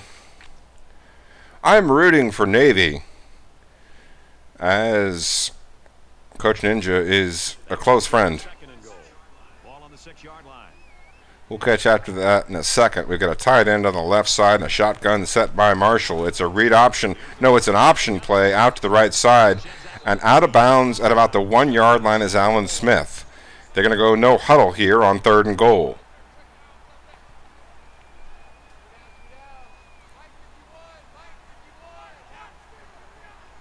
Man in motion, left to right across your radio dial.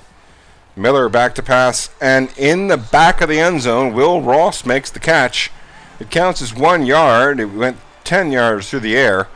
1 yard short of the end line. Marshall takes the lead, 16-14, awaiting the extra point. Squinty Swag, like I say, I am rooting for Navy. I always root for Navy, unless they're playing Syracuse.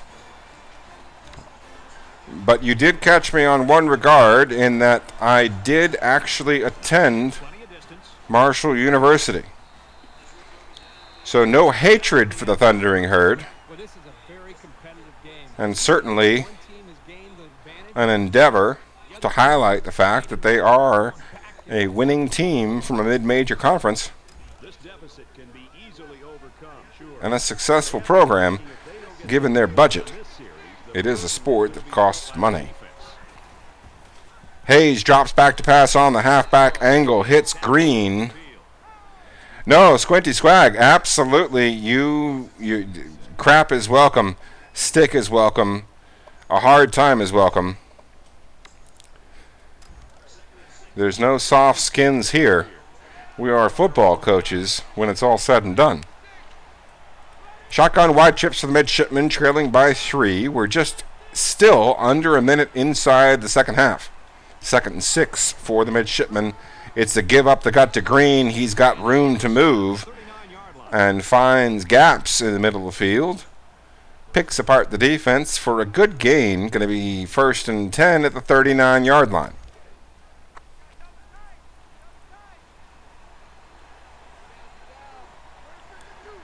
Tight formation for Navy.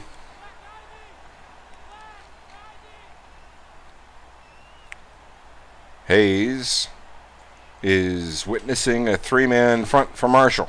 He drops back and flings it to Bray. Bray able to make the catch on the drag route left to right. In fact, when I attended Marshall, I studied broadcast journalism and was the color man for Marshall football for a couple of seasons. Was there for the Akron game where Byron Leftwich was carried up and down the field by his offensive lineman in a heroic effort that fell just short. Navy still in the eye tight. Hayes under center. He's got a fullback and a halfback behind him. He hands off to Bright, and he's swallowed up by the defense. They tackle him for a 1-yard loss. Now going to be third down, 4 yards to go. Just inside the Navy 30-yard line. No, just inside the Navy territory at the 45, thanks to those couple of first downs. So it's third down now, and they're going to need about 4. It's a spread set. Hayes in a shotgun with 5 receivers. One of them's a tight end.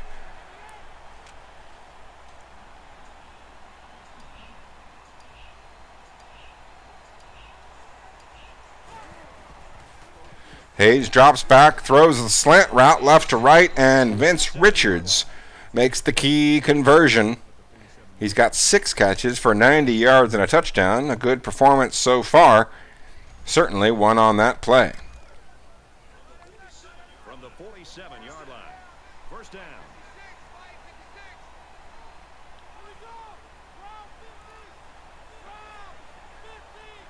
Shotgun wide, trips for the midshipman, 4 down lineman for Marshall.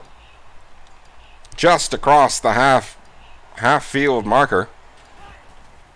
Hayes drops back, flings it out to his halfback, and Wesley Green able to pick up 3 yards. Now going to be 2nd and 7, still on the right hash. We're almost halfway through the third quarter.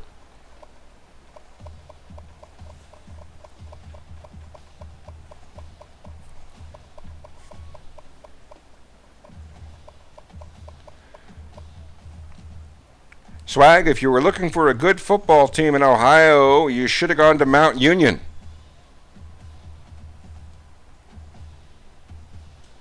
Second and 7 at the 44-yard line of Marshall. Navy breaks the huddle. They've got a spread set, 11 personnel, tight end on the right side, halfback in the backfield. The give to Green up the gut. He falls forward after contact, picks up an extra 1.5 yards. They're going to call it a 5-yard gain, but Green down on the field. No, someone else. That's not Green. That's a defender from Marshall.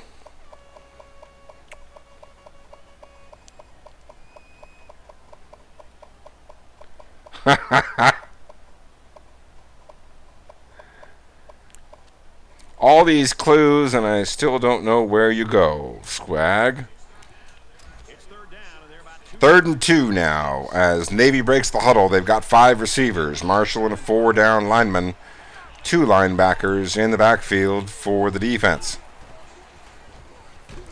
Flings it, and Richards makes the catch on the drag. It's a key first down pickup as Navy continues to drive. Richards up to 99 yards receiving. The ball now at the 30-yard line.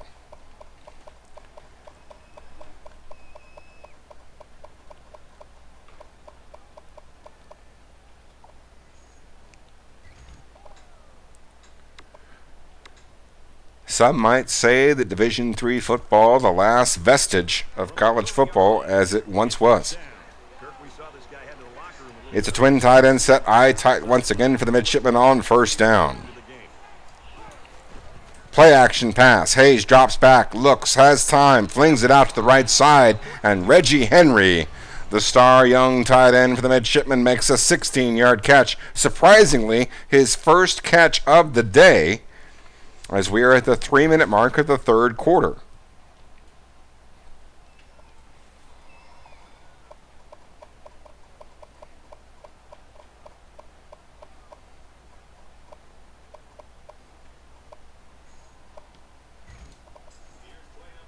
Here's play number 10 on the drive.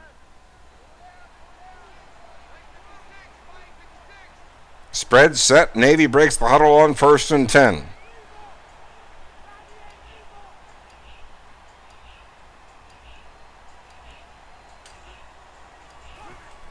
Hayes back to pass.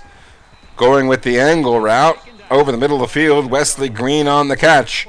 It's an 8-yard gain. Going to be 2nd and 2. Good situation here on the 6-yard line for the midshipmen.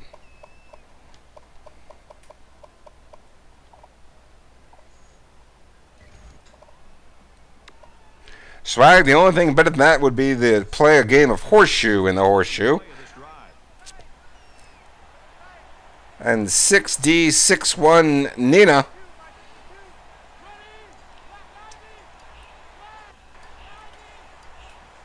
Any comparison to a professional is a compliment. Bright takes the carry up the gut. He's got the first down on second down. 8 carries for 15 yards, but all of them key. Bright being leaned on in sticky situations.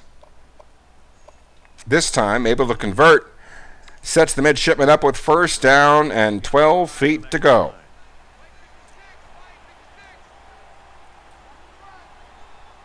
Shotgun normal, halfback weak. 3 down, lineman for Marshall.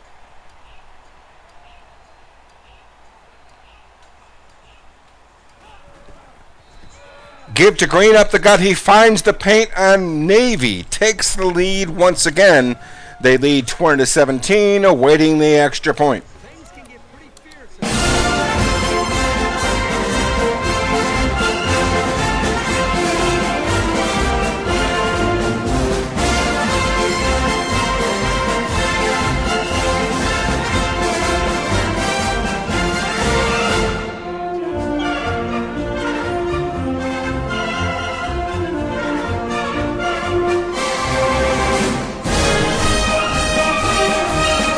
United States Naval Academy, of course, the home of trainees for the United States Marine Corps as well. Navy just as much the academy for the Marines as it is for the Navy. Powerful kick by Rawls goes through the paint, through the back of the end zone. And Marshall will be forced to take over possession at their own 25. They now trail by 4. We are a minute and 30 seconds away from the fourth quarter.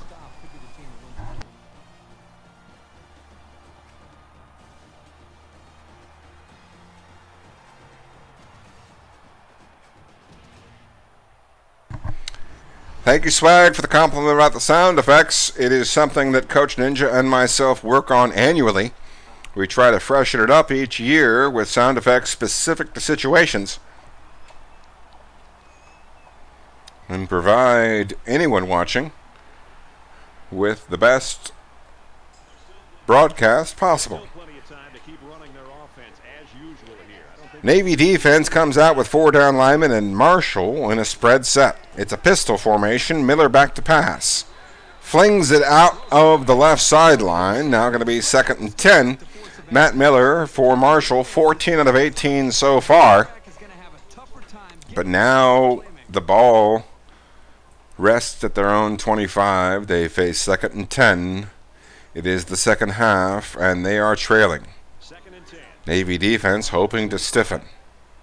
Dime formation for the defense. Shotgun, single back set for the offense. Miller drops back, waits more, and then flings it on the slant route. It was a late developing route, but it picks up the first down, and Moore has the ball near midfield.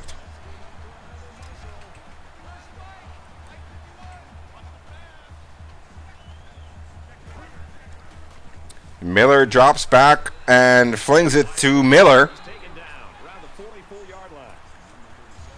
It is a granular play. Miller to Miller. Now 2nd and 5. The lefty drops back. Has plenty of time. And finds Hunt for 22 yards. Now almost in the red zone. Marshall quickly down the field, running no huddle. A soft pass out to the right, and there's an injury on the play. Will Ross makes the catch, but he took a heck of a hit by the midshipman defense. It's going to take him out for at least a few plays.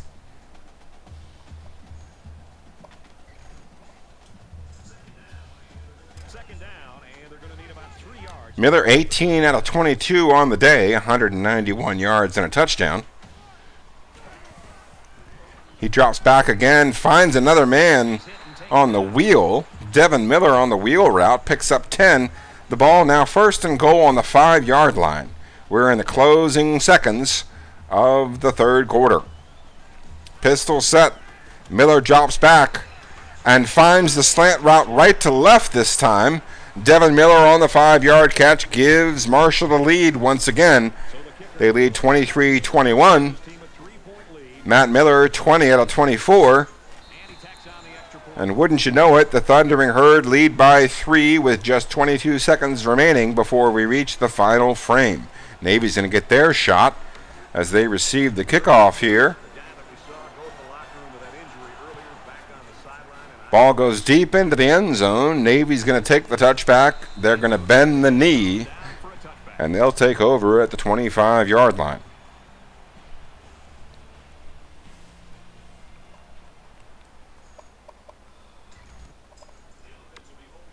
The offense will be hoping they can move the ball as well as they did on their last drive. I think the defense right now is just sitting back. Shotgun, tight end on the right, halfback in the backfield for the midshipman. It's a give up the gut to Green. He picks up positive yardage. They're going to call it 6. Going to be 2nd and 4. And Navy, with 13 seconds left, now 8 seconds, 7 seconds, looks like we are headed to the final quarter.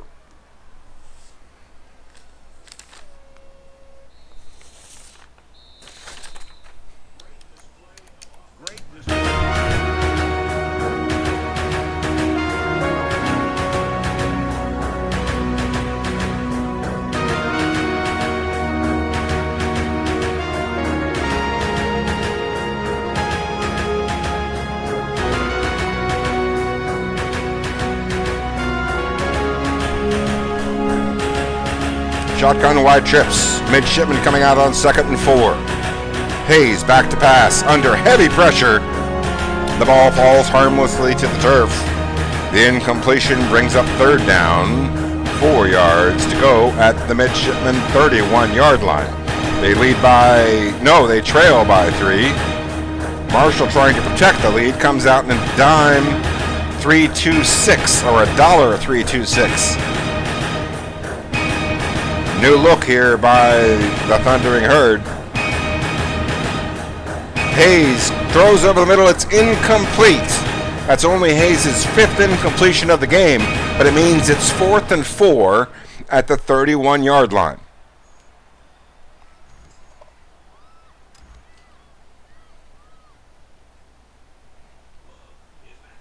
Love is back deep to return. Navy's going to punt.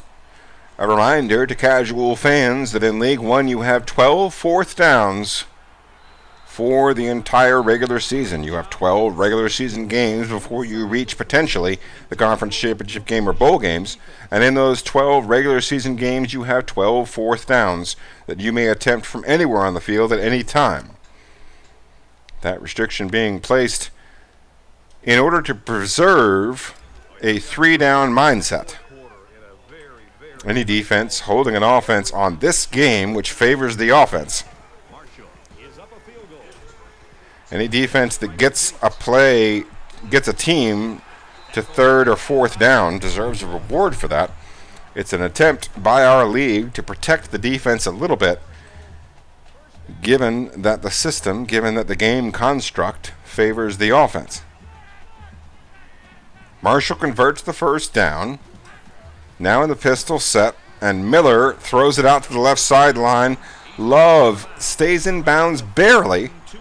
Brian Love able to pick up the 1st down after the catch, and Marshall continues to drive. They run the no-huddle offense. Navy responds with 3 down linemen.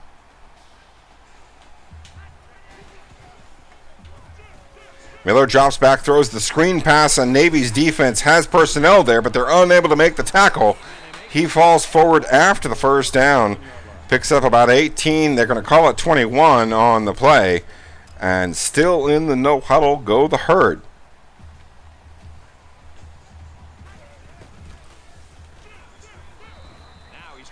Stumbling, bumbling in the backfield, and Navy's defense responds. They pick up the 2-yard loss.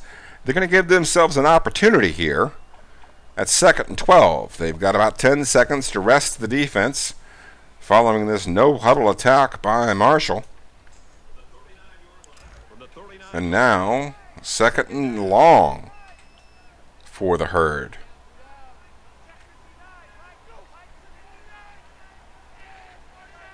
Man in motion, left to right.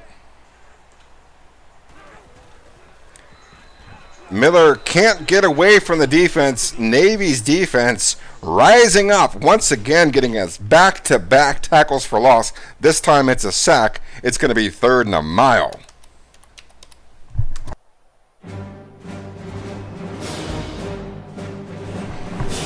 SD, to answer your question, my father went to the University of Texas.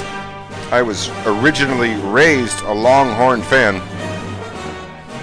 Among the superpowers, my allegiance goes with them. But due to my collegiate alliances, as Miller makes the completion to the left to Hunt, there's a flag on the play. Let's see what it is. It might be roughing the passer. That would give Marshall a fresh set of downs. A huge penalty. Roughing the passer is going to set up Marshall with 1st and 10 on the 23-yard line. But short answer to a long question, among the superpower, although I prefer the underdogs. I will always root for the underdogs. I would rather a superpower not win. You give me any underdog, any outside the top 10, top 15 team with a chance to win it, I'll take them.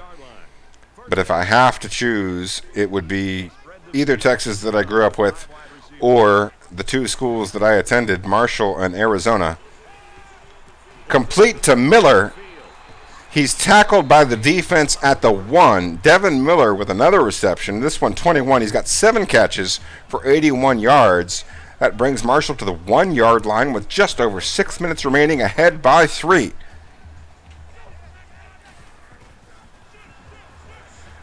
Fumble on the play, but the offense recovers. It does result in a 7-yard loss. Gives Navy a chance to catch their breath.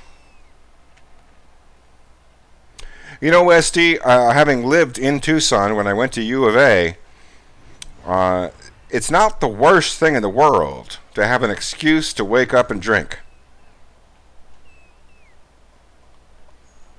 2nd and goal now on the 10-yard line. Marshall ahead by 3. We've got 2nd and goal.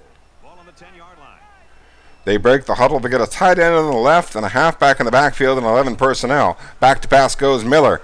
It's a screen pass to Smith. He's got blockers and he finds the end zone. Marshall leads by 9, 30-21. There's 5:42 on the clock.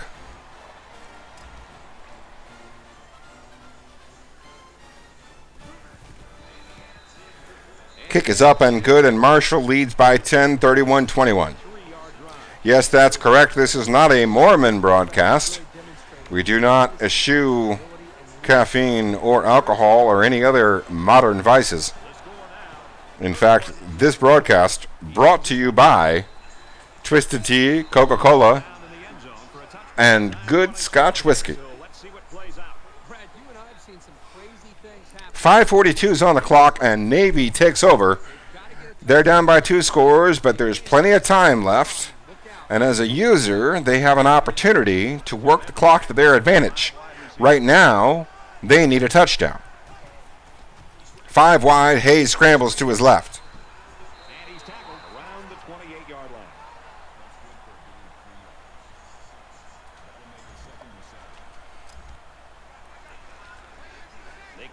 No huddle by Navy on 2nd and 7. They stick with the 5 receiver set. Hayes drops back and flings it to Richards. He's got the first down. Looks like they do count it as such.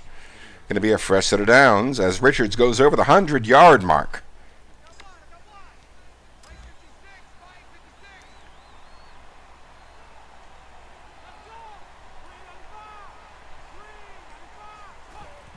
Hayes drops back, surveys, and flings it out to the right once again to Richards.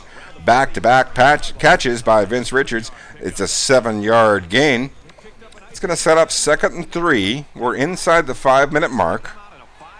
Navy matriculating the ball down the field.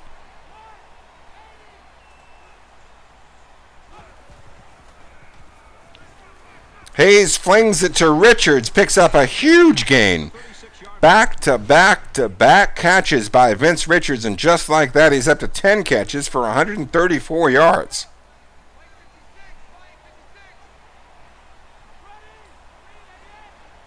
Hayes still with 5 receivers. They're still running the shotgun empty. Drops back. Deep over the middle of the field and caught by Vince Richards again. Leaping into the air with a one-handed catch over the middle of the field. Vince Richards says, I have not yet begun to fight.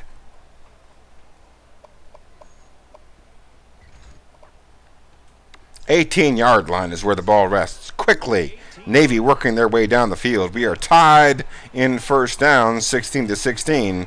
Marshall holds a 10-point lead, but Navy driving. Caught out of the backfield on the angle route. Green finds his way into the end zone, and it is a 3-point game following the extra point.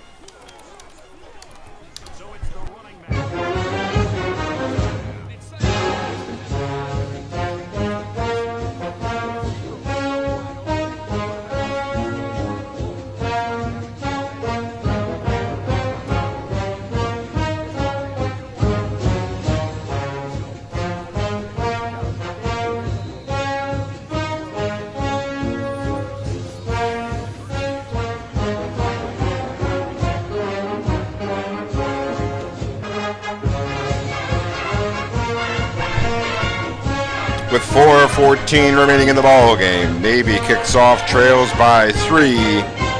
It goes into the end zone, out of the back of the end zone, and Marshall will take over at the 25. Navy defense needs to hold them to either a stop or a field goal.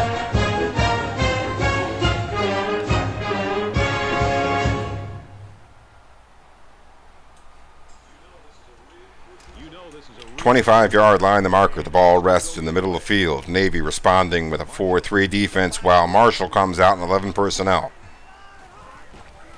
Miller drops back, flings it out to the right side. Love out of the backfield, makes the catch, picks up 7. Going to be 2nd and 3, just a hair over 4 minutes remaining. We're about halfway through the fourth quarter. No huddle they go. Marshall in the shotgun set. Miller drops back. Surveys under pressure and is sacked. Huge sack by the Navy defense. Dallas Genty picks up his first sack of the day. It's a huge one as it allows Navy the opportunity here on 3rd and 11 to stem the tide.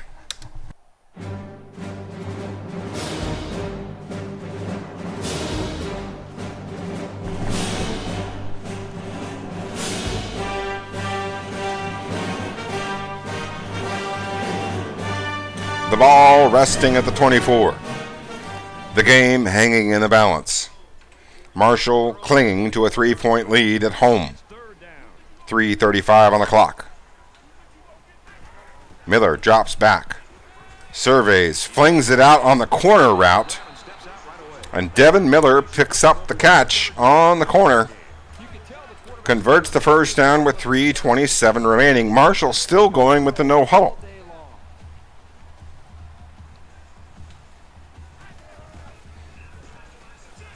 Heavy pressure by Navy, but Miller takes off. He picks up 9.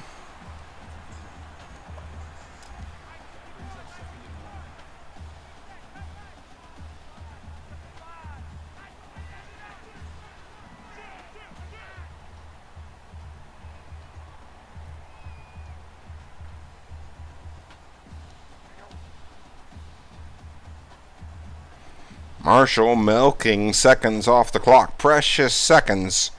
If you're a midshipman fan, they want to get the ball back and they want to get it soon.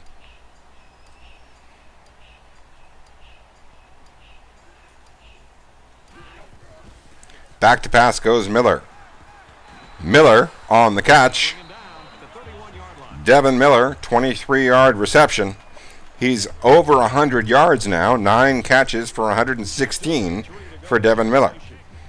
Marshall now just outside the 30 at the 31. Miller back to pass once again almost identical to the previous play. It's a slant route right to left across your radio dial. Devin Miller picks up his 10th reception.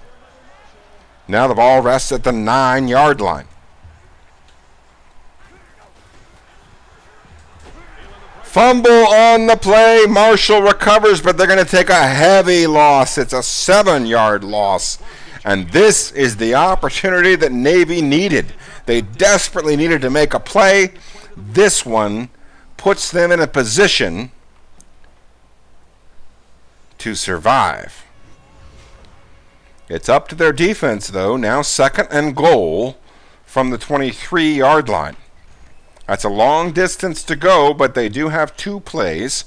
One would assume that Marshall would kick it on 4th down.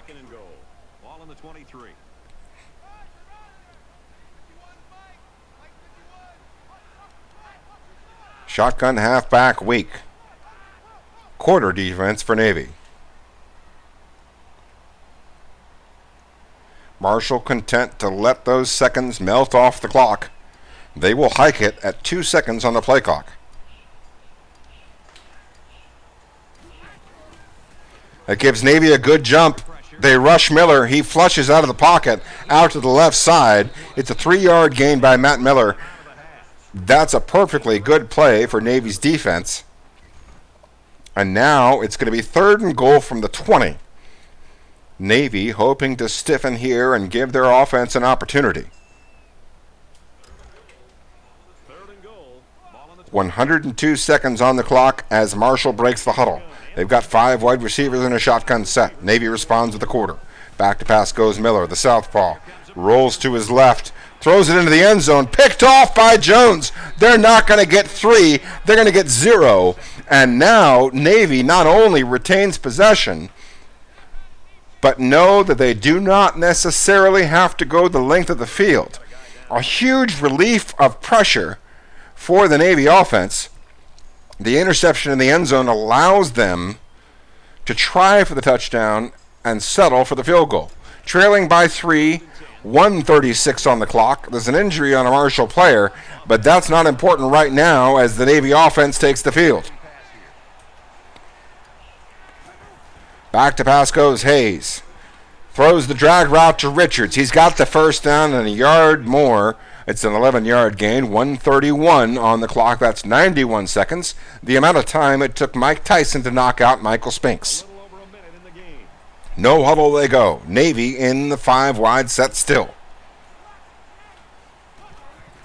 Hayes drops back, scrambles to his left quickly, buys time, and it's intercepted by Hollis. Huge interception by Marshall with 1:20 exactly. Navy has 2 timeouts. Navy has 2 timeouts with 1:20 on the clock.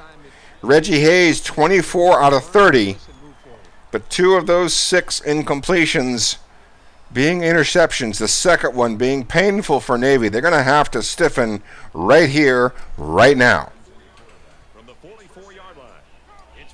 You see already Marshall taking the play clock down. They are in ball control mode. Up the gut they go. Smith picks up the 1st down and more. Into the end zone he goes. No, almost the end zone. It's a 43-yard run by Allen Smith down to the 1-yard line. It's the 2nd timeout by Navy, and that's going to be the ball game. Marshall should be able to take knees here at the 1. They have 3 tight ends in the formation.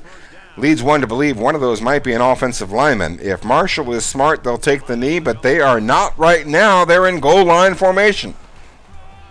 It's a pitch out to the left. There's a flag on the play. It might be holding. This might be coming back. It's offsides. It's going to be against Navy. Now, if you're a Navy fan, the good news is that Marshall scored awfully quickly. Yes, you need 2 scores.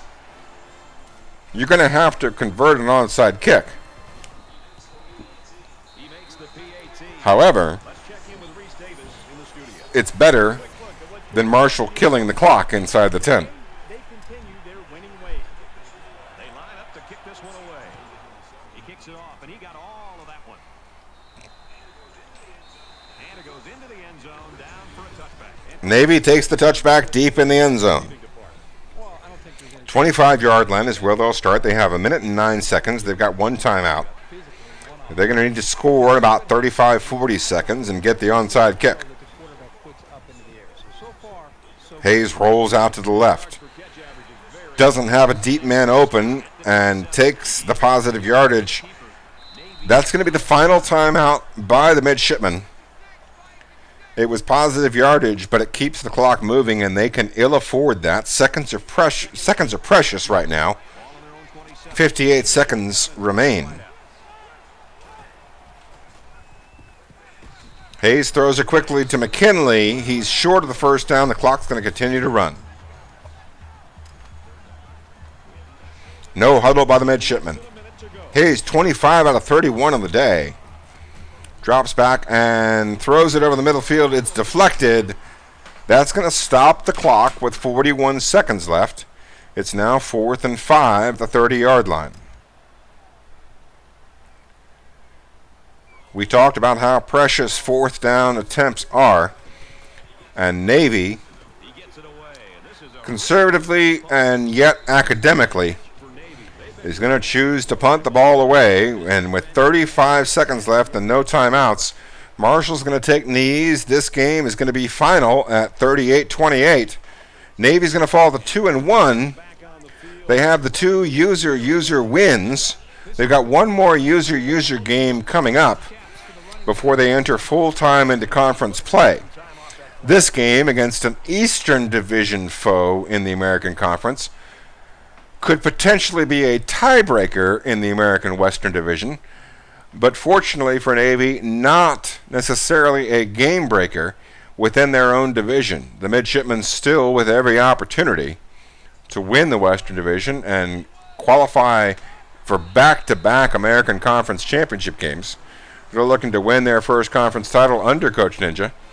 Today, an unfortunate set of circumstances leads Marshall to a 10-point win.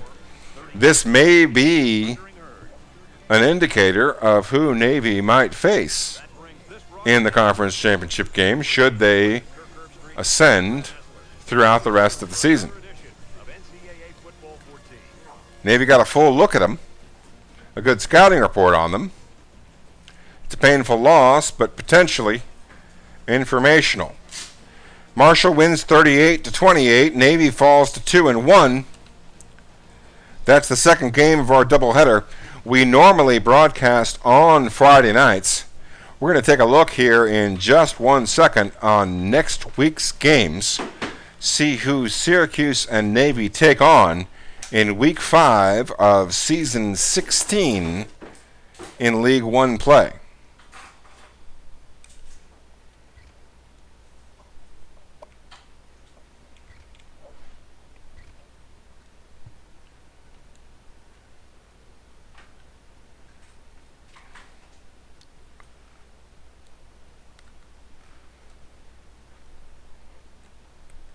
You see there, TCU over UCF. Ball State still undefeated, beating Boston College, and Stanford over an A-plus rated Colorado in a big fashion. 28 points in the fourth quarter for the Cardinal. They win 49-14 over previously undefeated Colorado in a dominant performance. USC outlasting Washington State out there still in Pac-12 play, along with a couple of other interconference games. FAU with a win, as well as Nevada over the MAC Conference's Eastern Michigan Eagles. That is correct. TCU now 4-0. That bodes well for Fresno State's strength of schedule. Now, taking a look here at next week's play. Week 5 in League 1. Let's see what it's going to put on the table.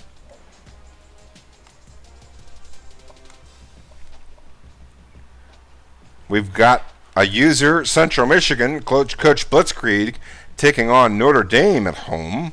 That'll be a challenge for the Chippewas. They're ranked 18th thanks to excellent recruiting by Coach Krieg. The Washington Huskies led by Coach Sweetest Coin. They're ranked 12th. They're going to travel to Austin, Texas to take on the Longhorns in the home field advantage that is Darrell K. Royal Stadium. Your Syracuse Orange next Friday night will take on the Georgia Tech Yellow Jackets. Paul Johnson, the former coach of Navy, bringing that academy offense to the Yellow Jackets. The Yellow Jackets so far 0-2, although my recollection is they've played an extremely difficult schedule, and that option attack can be difficult to play against. We're going to take that game very seriously. Coach R. Bark and his Mississippi State Bulldogs, they're going to travel to number 5 LSU. Mississippi State, led by Coach R. Bark, formerly the coach of the Appalachian State Mountaineers, leading them to a win over number 16 Auburn just a week ago. Big win for Mississippi State. They're going to look to continue that momentum against number 5 LSU. Navy going to take on Cincinnati for the first time in a few years. Cincinnati, not a normal opponent, an interdivisional opponent for Navy, as they look to move to 1-1 in conference play and run out the rest of the season, hoping to win their division. A rivalry game will see Temple visit Buffalo. Coach Soccer Pro leading the Buffalo Bulls. They were a top 25 team last year. They lost a bunch of seniors. It's a rivalry game against Temple. They had 2 losses in the first 2 games against very difficult opponents. Their schedule should lighten up starting this week. This is a must-win game for the Bulls. New Mexico, having been a top 25 team last season and losing several players, will take on the Fresno State Bulldogs.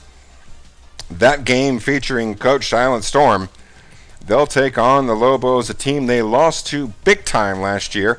They're going to look to take revenge at home. That's your Week 5 slate. The broadcast schedule for this particular Twitch feed will feature both Navy and Syracuse in action.